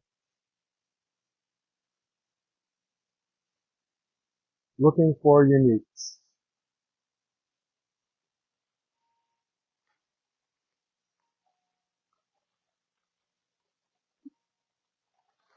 Well, check these guys out.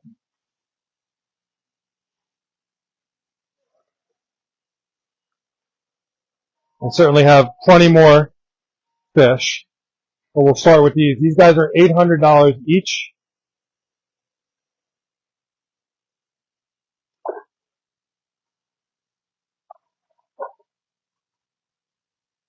Let me take a little bit of water out of there.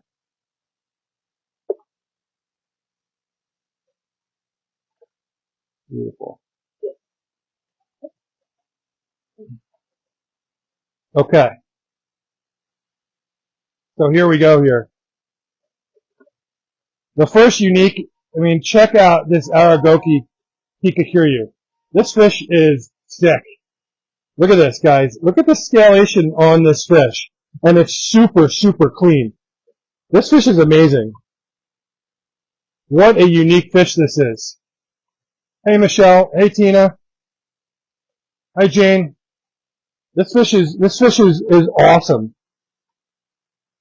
Look at the scalation on this, guys. You do not see fish like this. And this Kikakiryu is so, the head is super, super clean. It's got the one black spot right there, but otherwise it's super, super clean.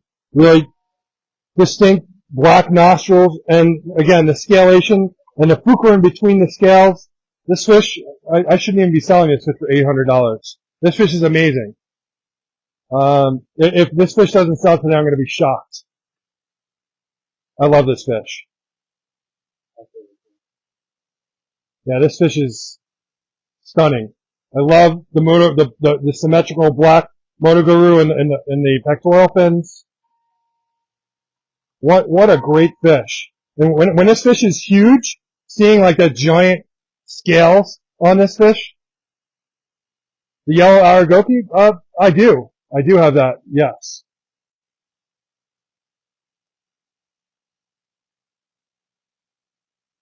This one's going for $800. Who is taking this fish home with them? This fish is stunning. What an amazing fish. $800 is a steal for this fish. I should just grow this fish out. I really should. I should just put it in the big pond outside and grow it out. It's just gorgeous. Yeah, this is just, I knew when I put this in here, like, this is a special fish. And the net I'm using to hold them is too small. Yeah, Scott, that fish, we actually haven't even taken that fish out of the back yet, so I have to bring that up. Those fish are getting moved out here today. Do we have a buyer on this one? I cannot believe someone's not jumping on this fish. It's $800 for this gorgeous Aragoki Kikakiryu with amazing, amazing fukurin, white shiroji in between each of the scales. If this isn't unique, then I don't know what is.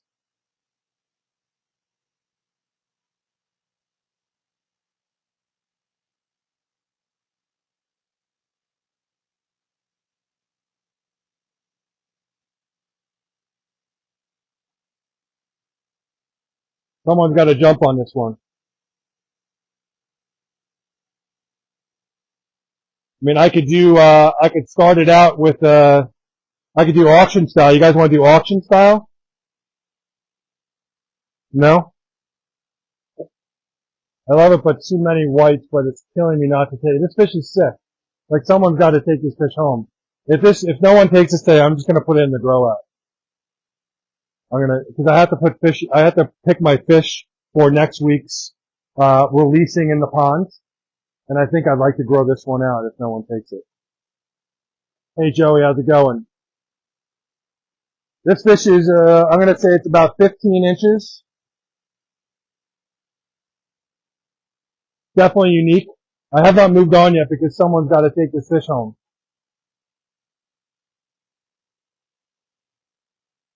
All the fish in this are $800. So this giant 20-inch Kogane is also $800. Everything in here is $800.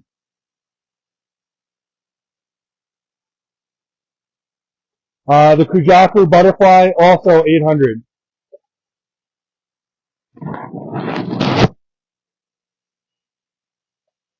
Wow, no one's taking this fish? I'm shocked. Alright, I don't know what to say here. So, we have some other uniques in here. We have this massive Kogane. This fish is about 20 inches. This is from Tanaka. Going for $800 on this very large 20-inch Kogane Ochiba. Kogane is a metallic Ochiba. We have from Suda, Ginrin Kohaku butterfly. Again, from Suda, I have this Fujaku butterfly. From Sakaguchi, I have this platinum pearl, so you can see the pearl scales. Check that out. And then from Kase, look at this Ginra and Saragoy, guys. Ginra and Saragoy are tough to get. This one's from Kase. These are all going for 800 each. Do we have anyone interested in anything in the bowl?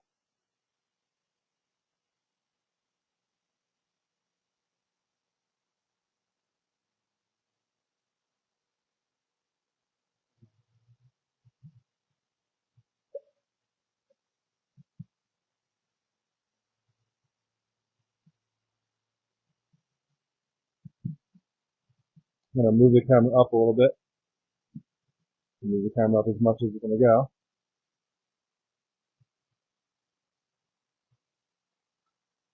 These guys are going for 800. You have fish in here from 15 inches to 20 inches.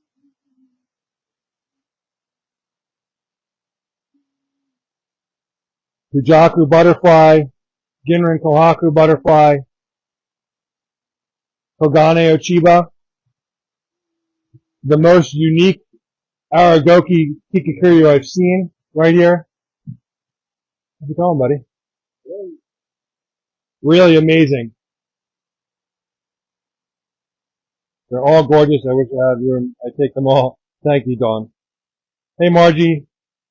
Love the fins on that Kujaku. When it gets larger, they will be amazing. Yes, a clean Kujaku's got a nice clean head.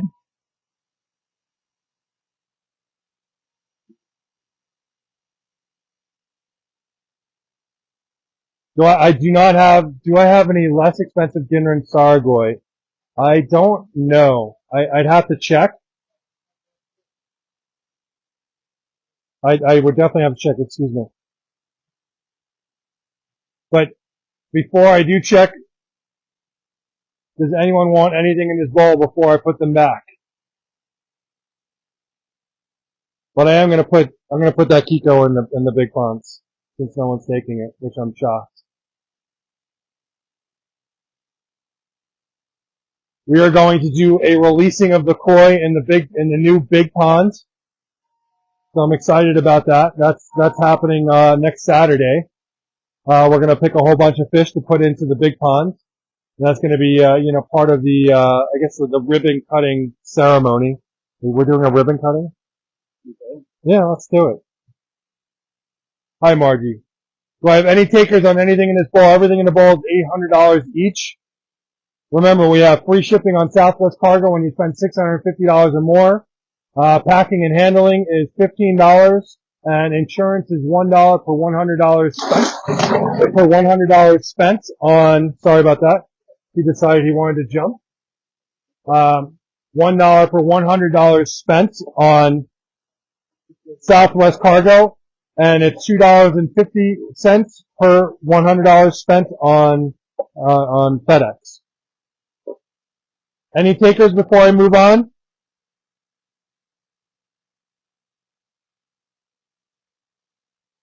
All right, Allison, we're going to take a look for you. All right, let's put these guys back. And it is what it is. The $600 threshold was the limit for today. So, come on, guys.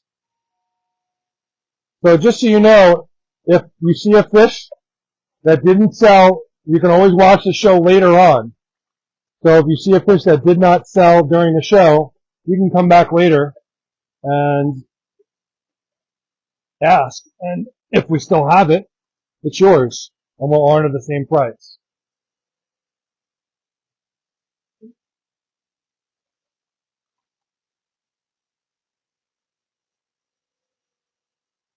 Now we're going to take this bowl down.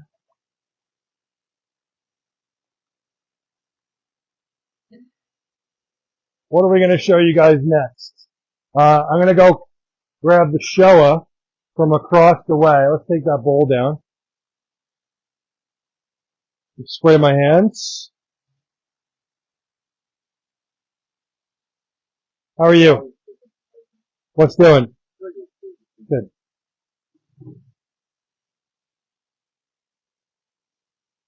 me turn the air back on in here. Go ahead. Sorry. What's the lifespan on the boat? 25, 30 years. 25, 30. I mean, if taken care of properly, of course.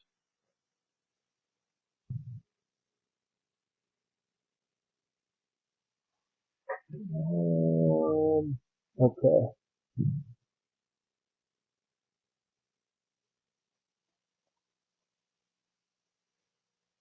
We're going to go and find some other fish. The platinums? Are they Japanese? Everything. We only have Japanese for. Yeah. Only. Yeah, we don't do. No, so there's 2 farms in Japan that do butterfly. So Suda and Yamasan do butterfly in Japan. Those are the only farms that I've purchased from. So Eventually they become as big as the other ones, right? they can, yeah, They can, right? yeah. Of course. And how long does it take for them to actually grow that? That is a tough question to answer. So, what kind of filtration? How often are you feeding? How often are you doing water changes? What kind of food are you feeding? All these things play into it. If you're only feeding once a day, you're just sustaining. You know, to get growth out of them, you got to have proper food, get that proper filtration. You know, the more you feed them, the more waste they create. The bigger the filter you need to handle the waste. And to get them to really grow, you know, you need to be feeding them 3, 4, 5 times a day. Oh, really? That much? Yeah. I started mine 3 or 4 years ago, this size, and now they're 15, 16 inches. Yeah. I only have a 300 gallons.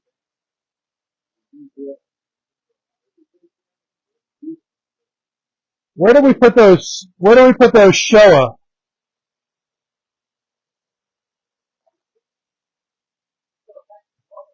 What was that? Fish tanks? No. I mean, most of it's for like an outdoor pond. You can put them in a fish tank, but we don't sell fish tanks now. All right.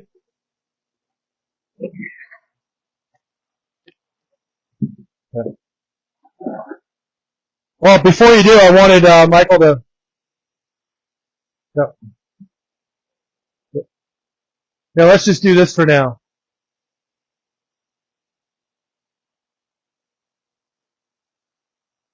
All right. So I'm going to pull some Showa here.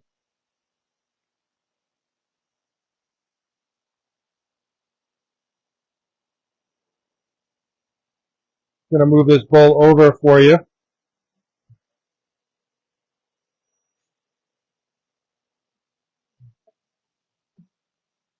Hey, Brian. Hey, Bradley. All right. We're going to look for some Showa.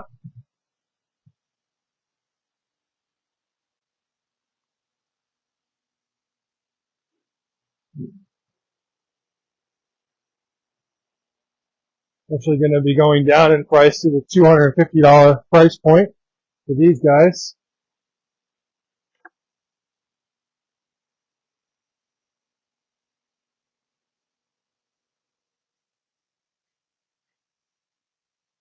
If I see anything else unique I think you should see, I will pull them.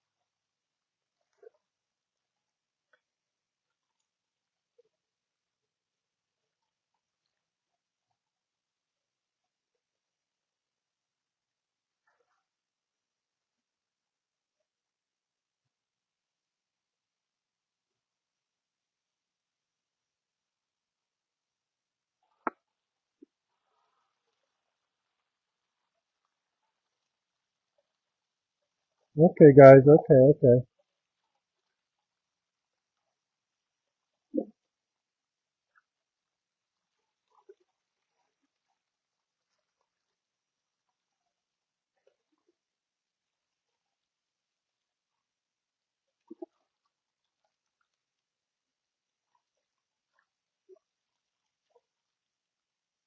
Gabe, could you bring those guys over just so they have something to look at?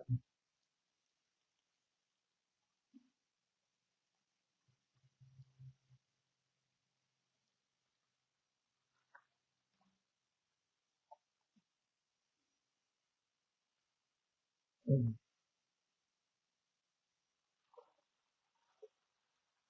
I take you fishing, put me on the next day.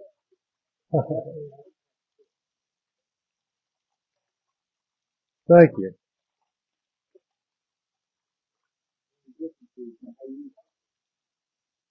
Yeah, they wouldn't like that here.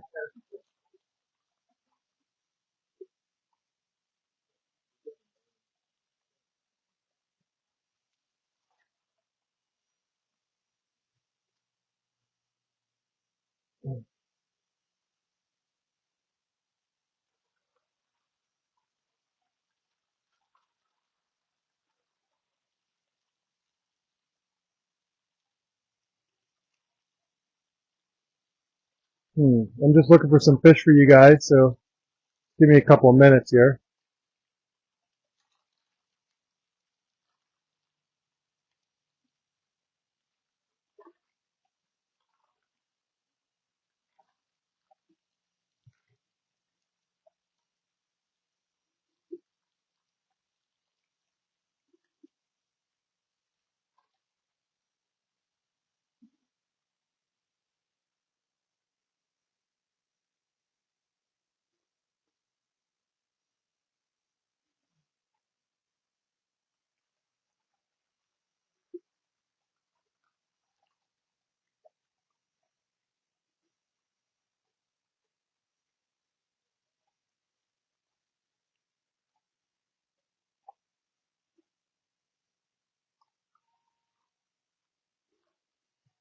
I'm gonna do this auction style. Switch things up a little bit.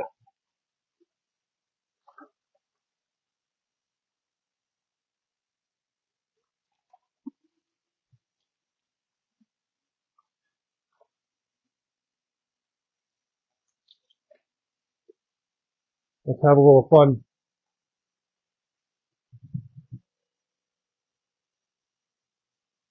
Okay, so I'm back.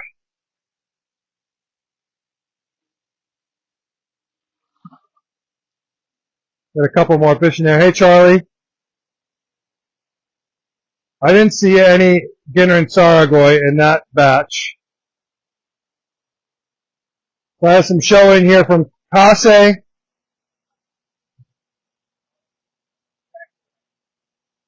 very nice, cool looking huge Surrey. So these guys are selling for $250 each. We're going to start the bidding at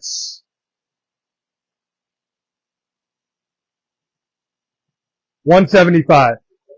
They're starting the bidding at $175. We are going to auction style.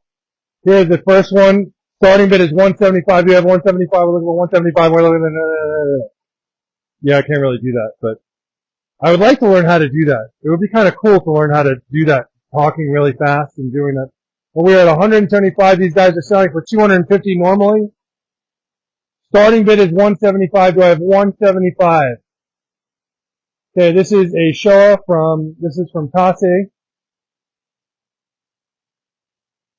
This fish is 11 inches. Sorry. Starting bid 175. Looking for 175. These fish normally sell for 250 in the store, going for 175. We have 175. Looking for our first bidder.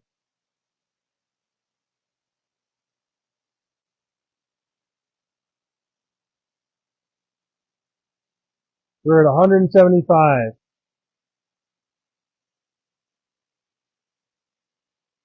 Right, we have 37 people on.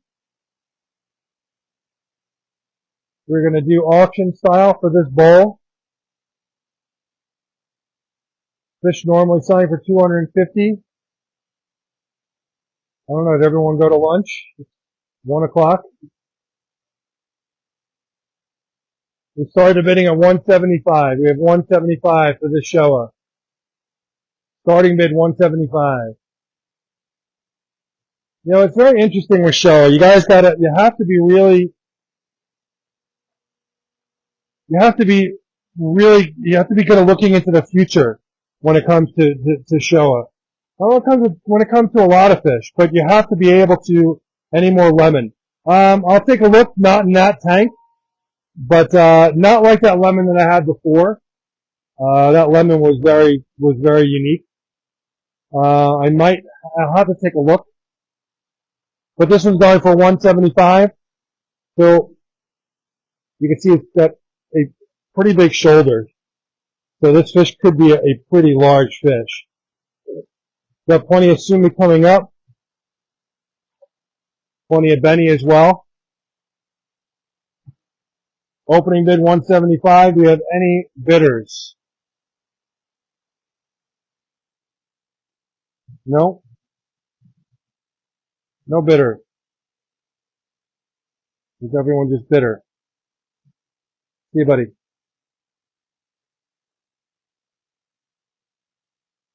They're opening at 175. We'll go to another fish. Take a look in the bowl here. We'll start the bidding at 175 with any one of these fish. Check out this huge suri. Starting bid is 175.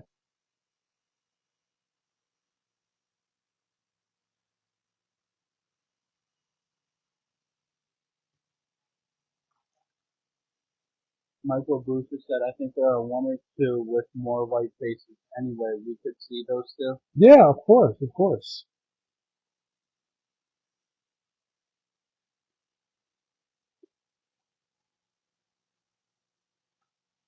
There are two right here.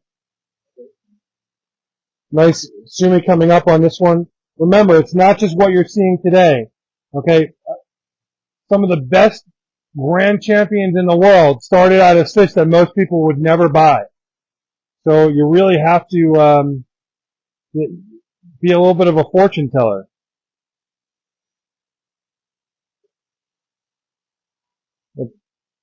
Guys are going for 175 opening bid. 175 opening bid. Or I can do three. I'll do three for something. What we got? What's 175 times 3?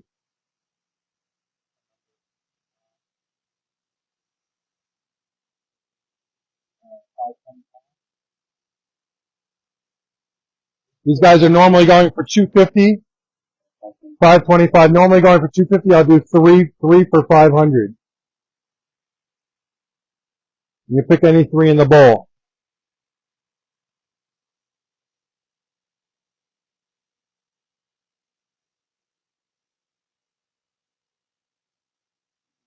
Is number 1 or number 2? Number 1 or number 2? Number 2 has the red spot on its head. Number 1 or number 2? Opening at 175. Well, we'll just sell them static price 175. It doesn't matter to me. Whatever you guys want. We're at 175. Number 1 or number 2? Well, I'll do all three of them. I'll do 3 fish for 500. You can pick the 3.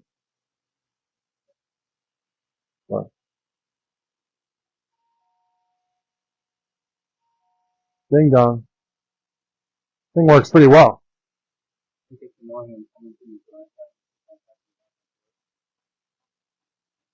Any takers? Any takers? Pick 3 fish.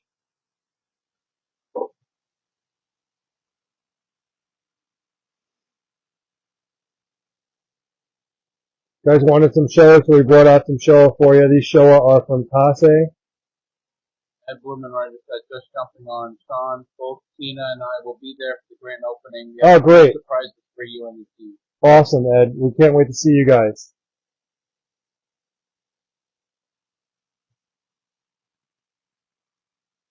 Take a look in this bowl. If you don't want anything, that's okay. I'll go find some other fish. These guys are normally $250. We're going for $175 each. I will do 3 for 500.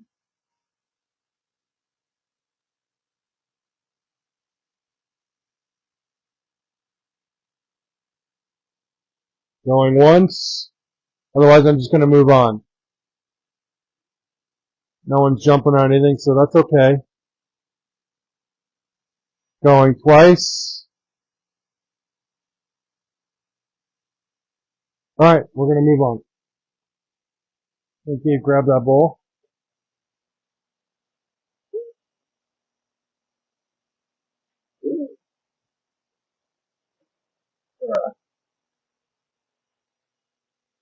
I'm going to try and move quickly here, guys.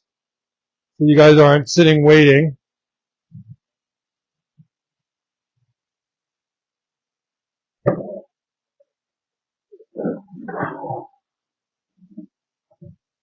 Alright, what else can we do here?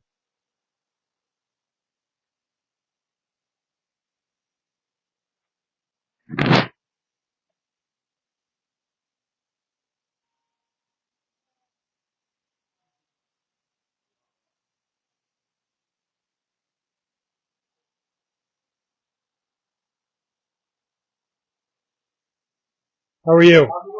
Good, good. Alright guys, I'm just looking at a couple of things here, so just give me a second. I am looking to see if I have a Ginrin Sargoy anywhere.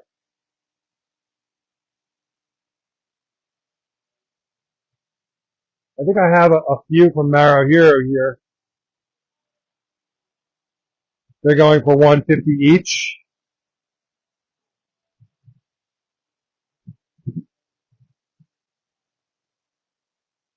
Well, Michael will kill me if I sell one color fish, but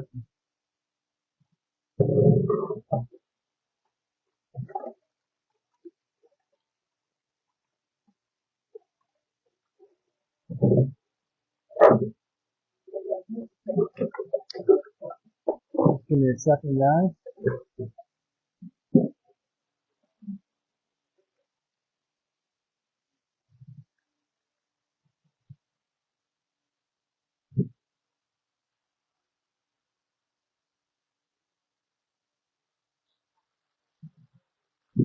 I'm looking for, yeah, Kase. Yep. I'm looking for a Ginrin Sargoy.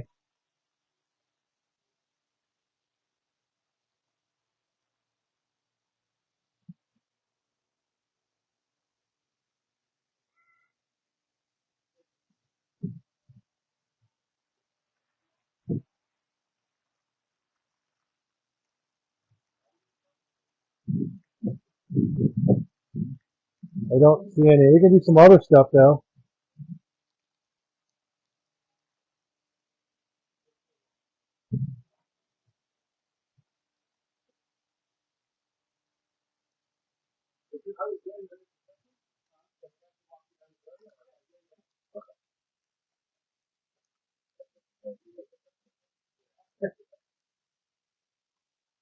Oh, go ahead.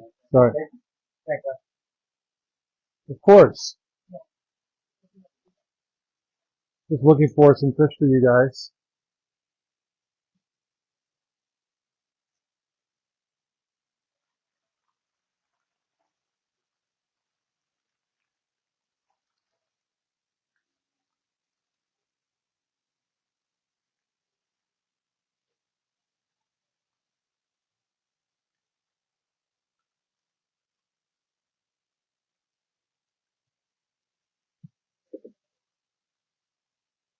Some Ginrin Kiyutsuri.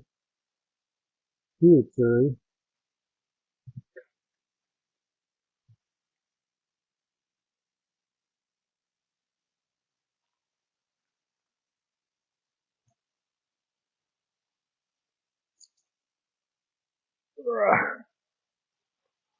Alright, what do we got here?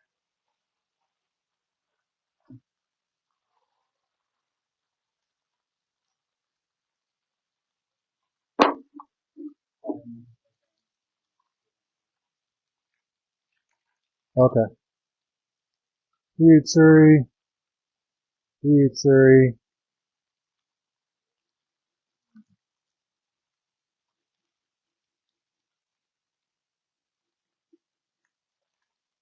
Saggy.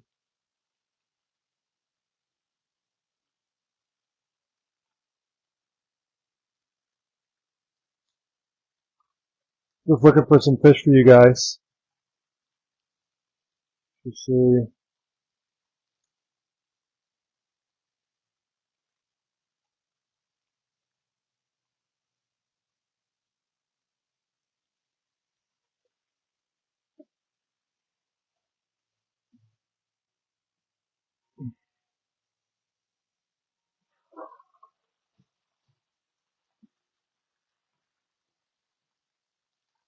Alright, so this is going to be it once I bring these up.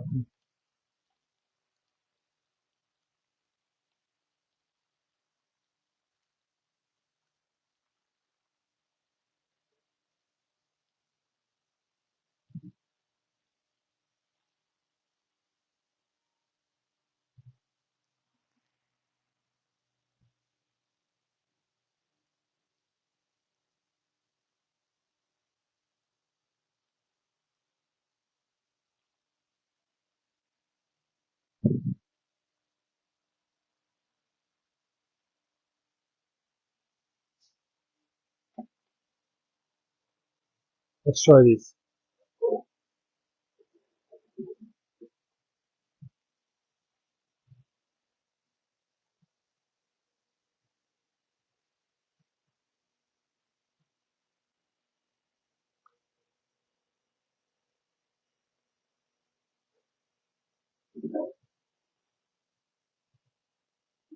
These are Mara Hero, going for $150 each. Some very nice Hiyutsuri in here. Gorgeous Hiyutsuri in here. Check these guys out. Charlie's saying that you have an echo. Oh, I have an echo? Maybe it's just a bad signal. I'll give it a couple of seconds. I'm going to take one fish out and add another fish only because it makes it easier when, okay. So I have Ginrin Kiyutsuri, Shusui, and Hiyutsuri. Number 1 is a Shusui, number 2 Hiyutsuri, number 3 Kiyutsuri. Number 1, number 2, and number 3. Any takers? Going for $150 each. Number 1 is a Shusui, and it's a Hisusui. Number 2 is the Hiyutsuri, and number 3 is the Ginrin Kiyutsuri. Number 1, 2, or 3. Any takers?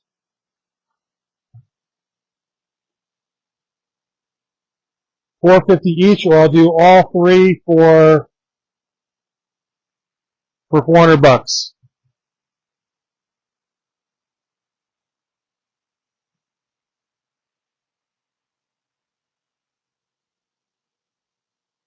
Number 1, Shusui. Number 2, Hiyutsuri. Number 3, Kiyutsuri. $150 each, or all 3 for $400. Do we have any takers? They're $150 each, or I'll do all 3 of them for $400. Number 2 is the Hiyutsuri. I'm going to take the other 2 out. I'll put them back in. Richard. Thank you, Richard. You're good?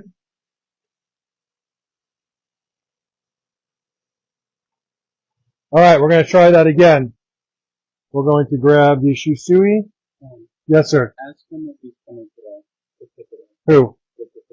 Richard, are you coming today to pick up fish? Let's pick that one up. Or to pick that one up?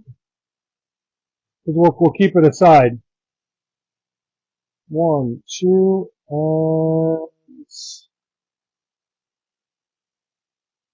3. He said no. Okay. Alright, I got 3 more in here. Same types. I got Hiyutsuri, Shusui, and Ginrin Kiyutsuri. Okay, number 1 is the Shusui. Number 2 is the Hiyutsuri. Number 3 is the Ginrin Kiyutsuri. $150 each, or all 3 for $400. All 3 for $400 is a great deal.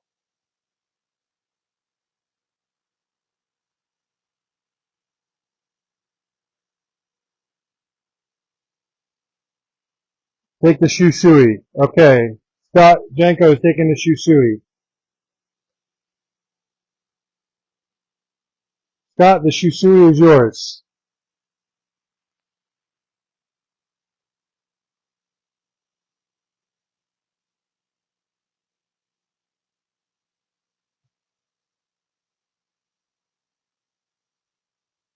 Well, that says Shusui or Utsuri. Oops, wrong one.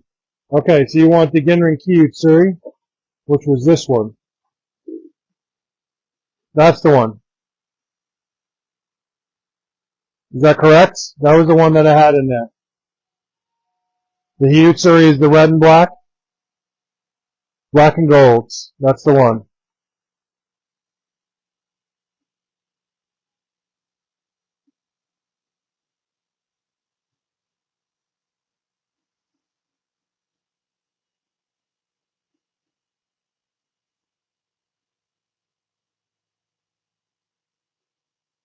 Okay, just taking a picture, and we're done.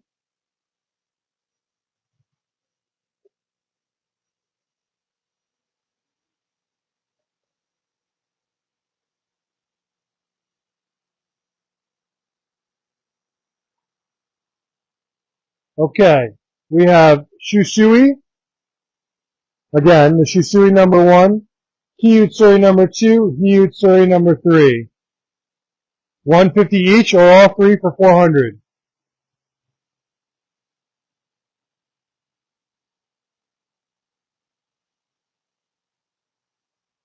$150 each, or all three for 400. Number 1, Shusui. Number 2, Ki Utsuri. Number 3, Hi Utsuri. So number 2, just making sure. Bill, I think number 2 I said Ki Utsuri. Is that correct? The yellow and black? Or is it the red and black? Sometimes I confuse myself. Which one was it, Bill?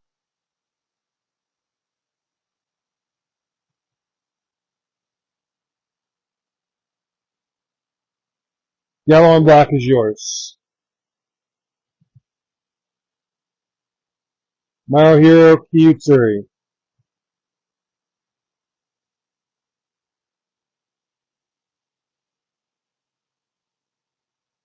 Taking some pictures. Scott, you'll do the red one. Hold on. I'll grab that in a second.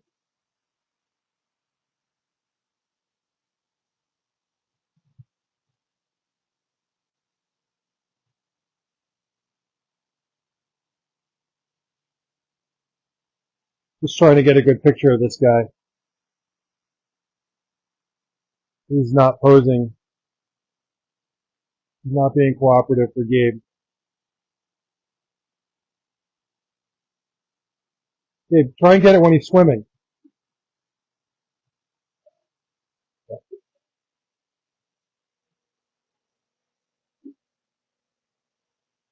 Okay. So I have 2 in here. This is the one that I had. Scott, just verify that this is the one you wanted. Hey, Jeremy.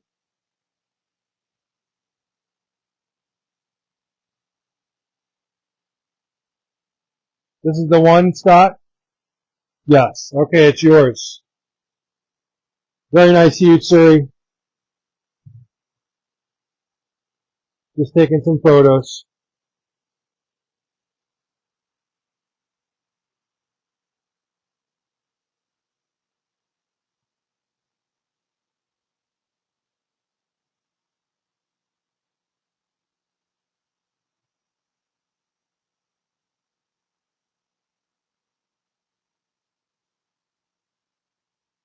Good? Alright.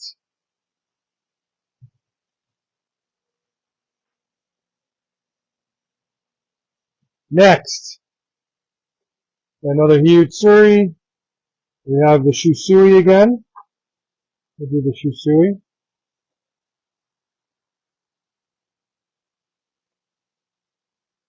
And we'll do the Ki Utsuri. Okay. Number 1, Shusui. Number 2 is the Hi Utsuri. Number 3 is the Ki Utsuri.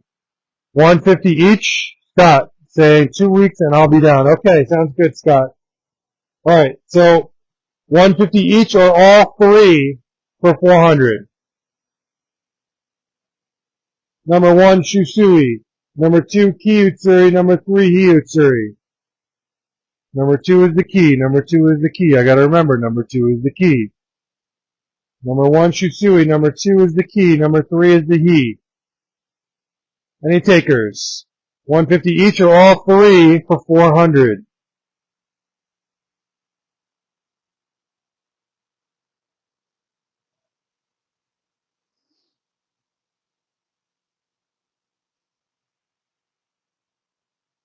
Number 1, Shusui. Number 2 is the Kiyutsuri. Number 3 is the Hiyutsuri.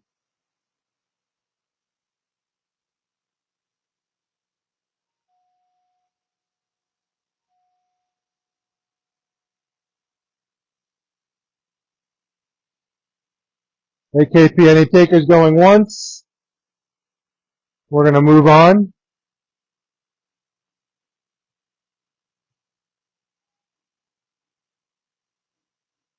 Going twice.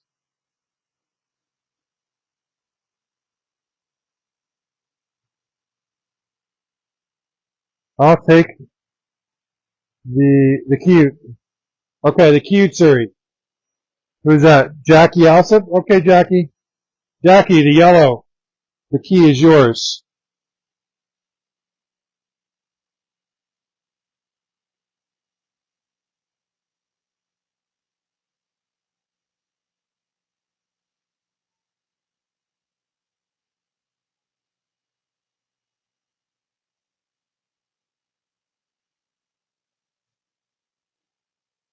All right. All right, I'm going to put these guys back, and I'm going to grab some others. How are you? Good. What's doing? Everything's good? Hi, guys.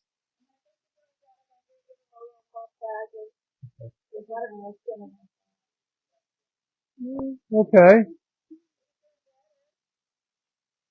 Did you talk to Michael about it?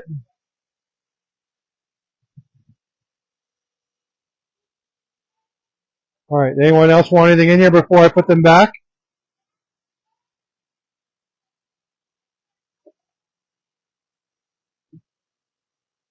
All right. We're going to put these guys back. We're going to grab some more. Come on, guys. Okay.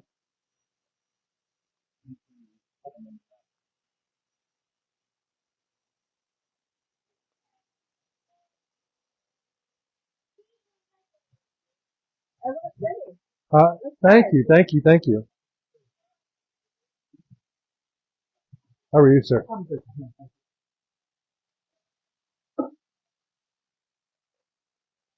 You're a regular auctioneer, I hear. Sure. Auctioneer in training. How many, you see them every day? More than once a day? I think I've said once or twice a day.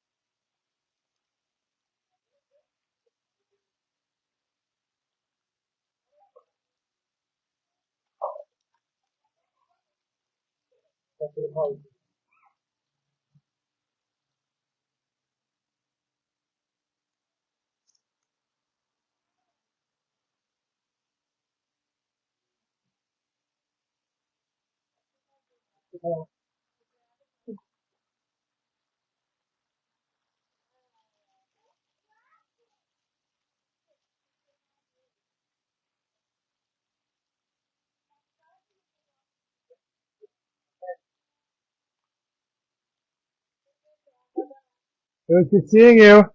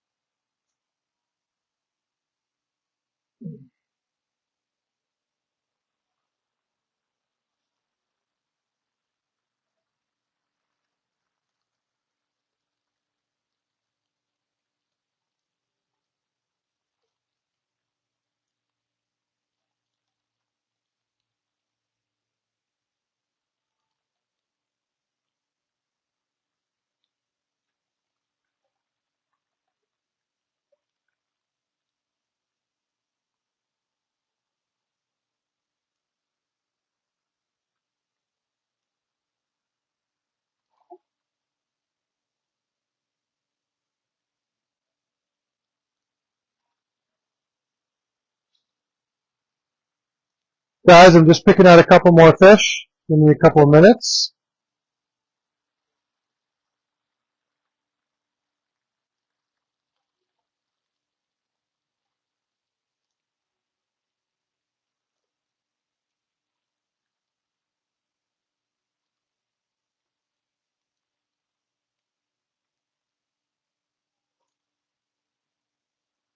Gabe, can you bring these guys over?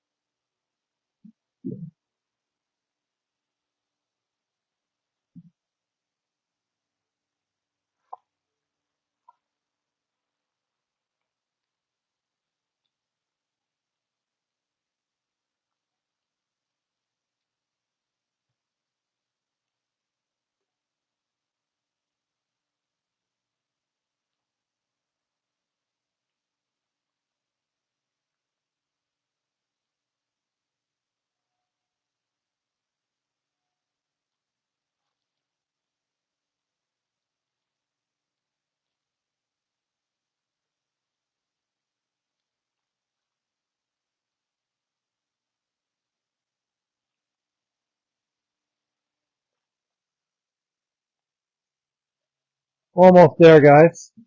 One more look.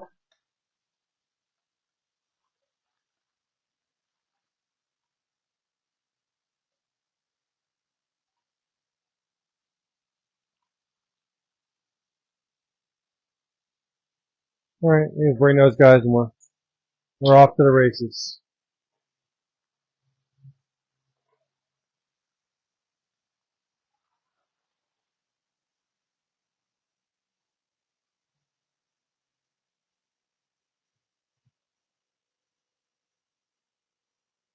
Okay, so if you guys noticed, I did find a couple of Ginner and Sargo. I found two. So let me see here. Bring this down a little bit.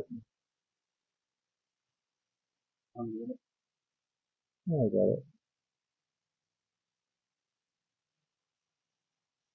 That's okay, Jeremy.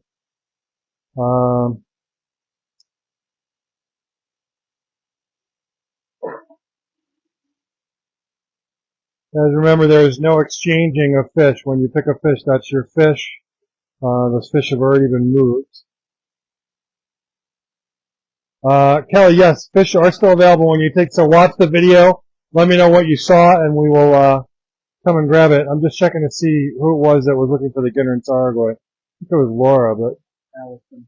Was Allison? Allison. Oh, Allison. Allison, you were looking for the Ginner and Sargoy. I have two of them. Are you still there, Allison? Let me know. Everything, guys, these guys, although were more expensive, I'm gonna stick with the $150. Allison, you got first picks though?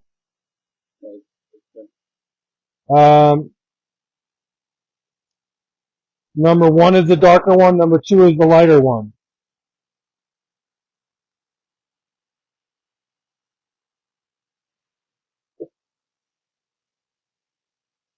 Hey Rob, number one is the darker one, number two is the lighter one. Allison, you got first picks because you were requested these?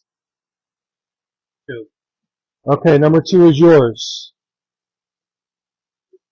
I'll bring number one back in a second.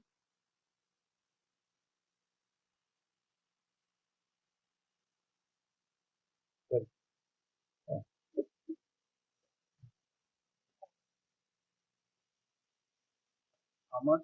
They're $150 each.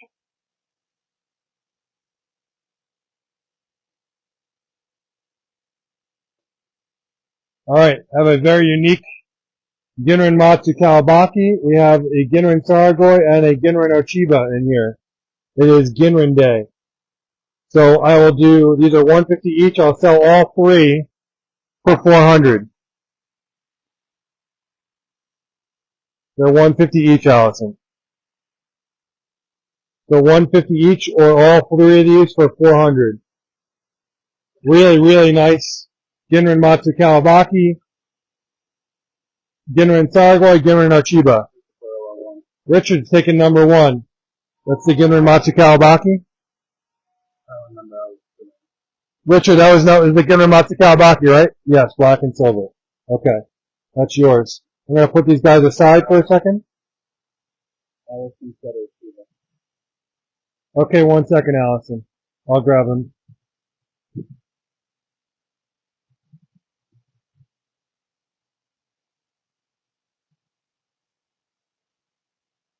You good?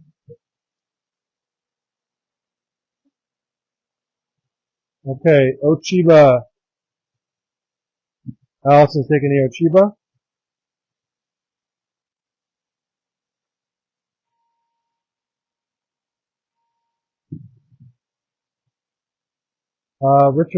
Richard took number one.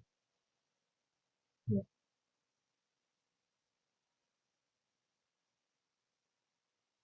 I will look for, I do have more Ginrin Matsu Kawabaki. I have to take a look.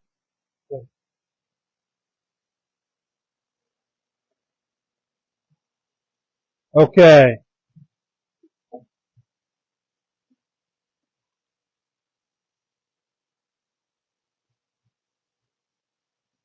Alright. Still $150 each. We have a Ginrin Saragoi, Ginrin Goromo, and a Ginrin. It's not a platinum because he has a little bit of a brown head.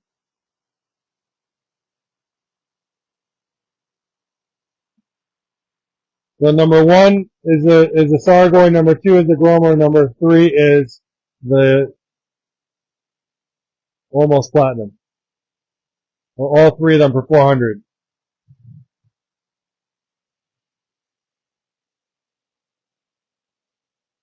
Richard, I think that you were saying number two, that was from before. Number one is the platinum, number two the Goromo, number three the almost platinum. Any takers? Or all three for 400.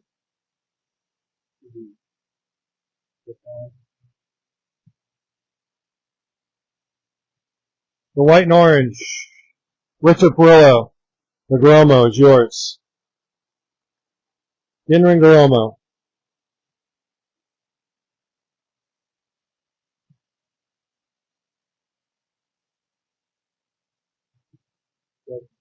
Okay, Richard, it's yours.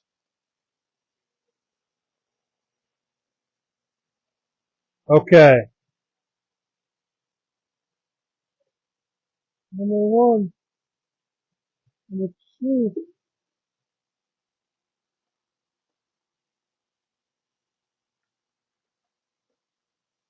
So we have a Marutan Goshiki, we have a Ginrin Tancho, and we have a Kiyutsuri. Number one is the Marutan Goshiki, number two is the Ginrin Tancho, number three is the Kiyutsuri. 150 each or all three for 400. Number one is the Marutan, number two is the Ginrin Tancho, number three is the Kiyutsuri. Hey Charles, how's it going? Number one is the Marutan, number two is the Ginrin Tancho, number three is the Kiyutsuri. 150 each or all for 400.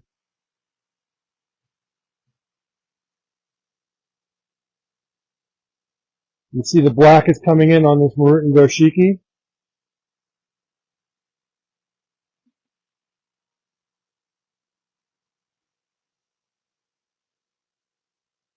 So you know Marutan is the Tancho spot with a pattern that follows.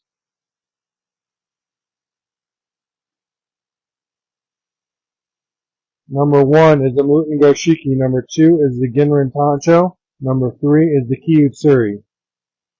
Any takers? We have 36 people on. How's it going, everyone?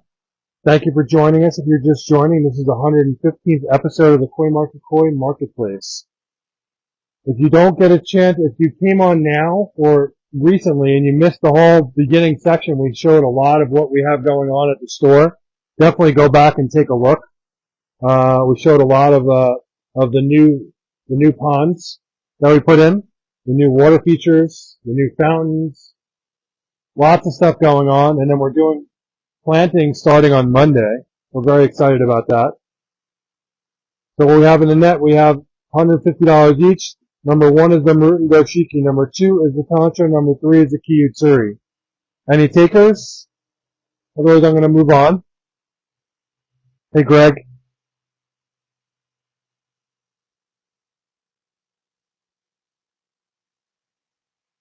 All right, I think I'm just going to move on.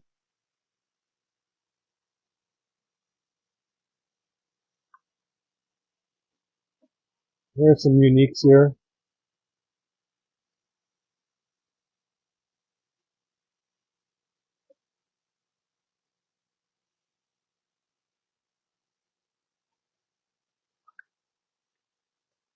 There's a large Kohaku, Ginrin Saragoi, and this is a Kin Showa, metallic Showa. Very nice metallic Showa. Shiroji is super white. All the same price, even though the Kohaku is massive compared to the other guys. $150 each. Saragoi is number 1. Kin Showa number 2. Kohaku number 3 are all three of them for $400. Any takers? I think this might be our last bowl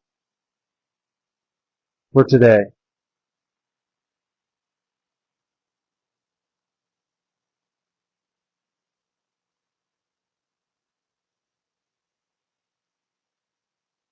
Everyone's quiet.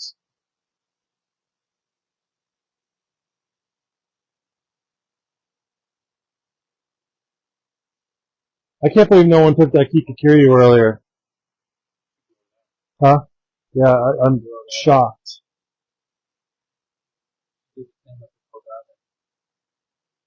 Yeah, that one's not my style of Kagane. I like the Ginrin Kagane in there.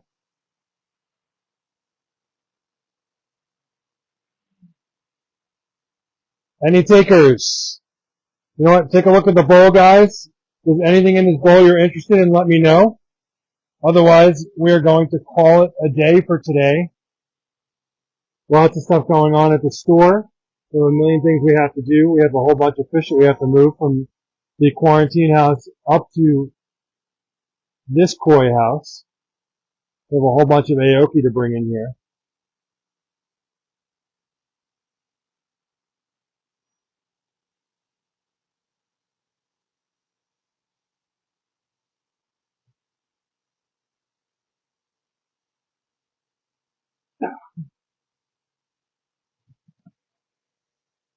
Anything else in here? I don't know. Do we lose connection? It's like everyone is just so silent.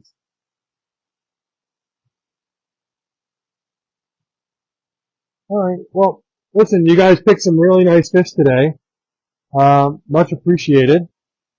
Hi, Andy. Can I have 3 fish for 400 and take the Kinshoa or a Ginrin Matsukawabaki? So the Kinshoa, the Kinshoa I have left are much smaller. But let's pick 3 out of this bowl for 400. So here's the Kinshoa. What else are you interested in, Allison? Or do you want me to pick them for you?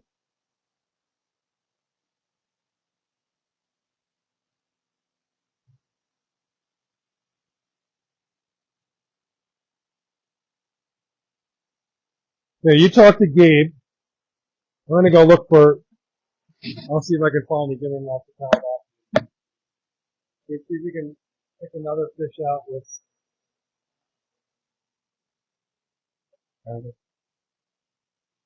Oh, so wait, I have 3 fish for 400, right? I already got 2 and I'm considering a third. Alright, so if you want if you want 3, then yeah, I'll do that for you. You're just gonna pick another one, we'll just do the 400. I'll do that for you, of course. So I'll just do it. So you just want to pick one more. Do you want to just take the chinchilla then?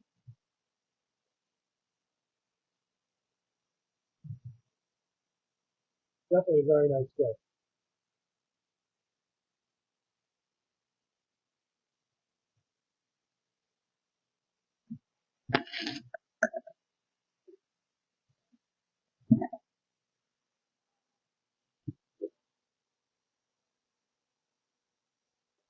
Dave's gonna keep a look at it. I'll take a look and see if I can find a master towel.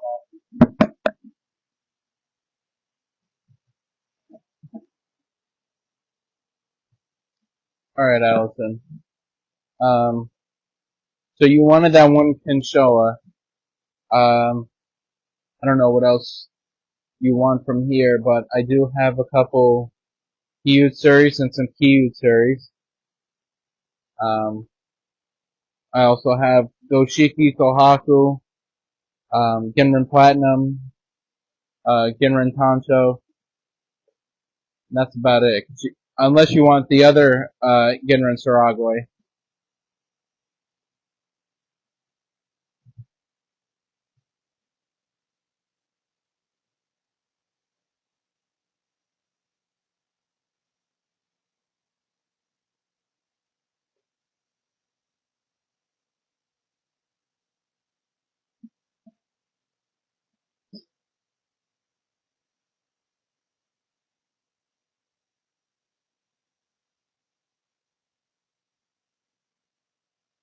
Sean right now, found, I think, Genrin Matsu All right, I found Kawabaki. a really nice one for you.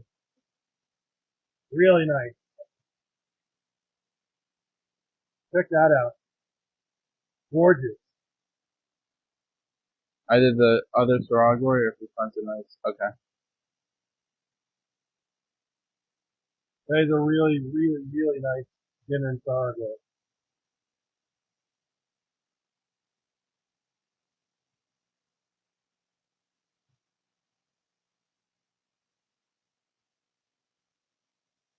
She'll take it. Okay. Okay, it's yours.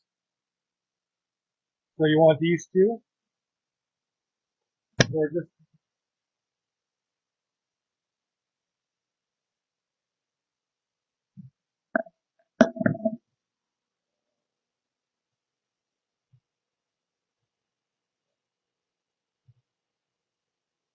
okay, you don't want the chinchilla, you just want the other one, or do you want both of these?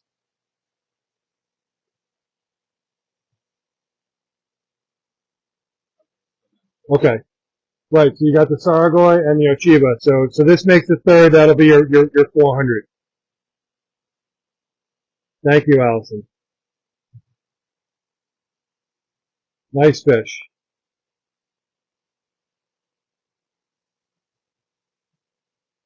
I'll take a look for some more. Let me see what else I could find.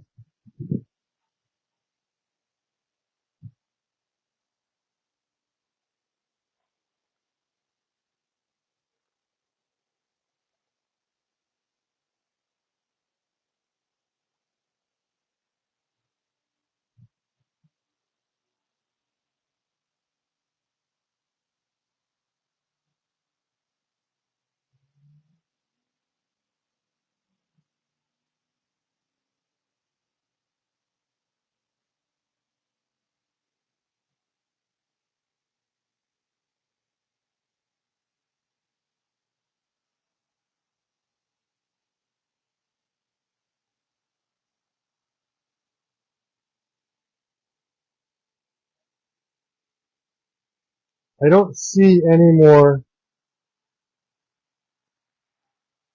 Ginrin Matsu Kawabaki like those.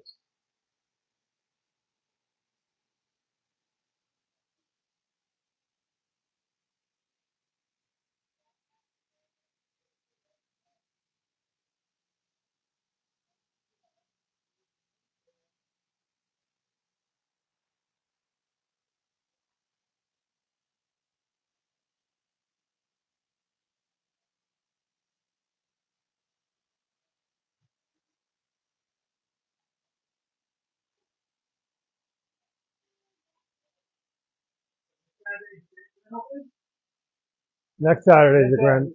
Next Saturday.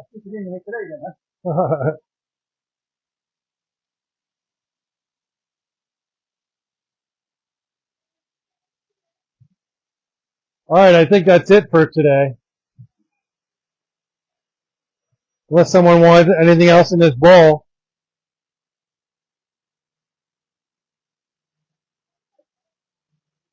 All right, we're going to put these guys back.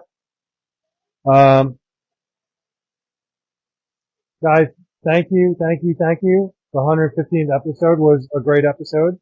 I'm glad you guys had some time to spend with us this weekend. If there's anything that you saw in the show that you want to go back to, just go back and watch the video, take a screenshot, and send me a PM. Or you can text me at 516-547-0164. I'm happy to help any way I can. I'm looking forward to seeing you guys at the grand opening. We'll be doing parts of the show, of the day live. We have lots of things going on throughout the day. Raffles, every hour on the hour. We're gonna do a live koi auction. I'm not exactly sure how we're gonna do it yet. We still have to figure it out. We have, an empanada truck here. We'll have, all sorts of good stuff going on. So please come down. It starts at 10 o'clock on the 27th, 10 to 6, on Saturday the 27th. We look forward to seeing you. So we won't be doing the actual show next weekend.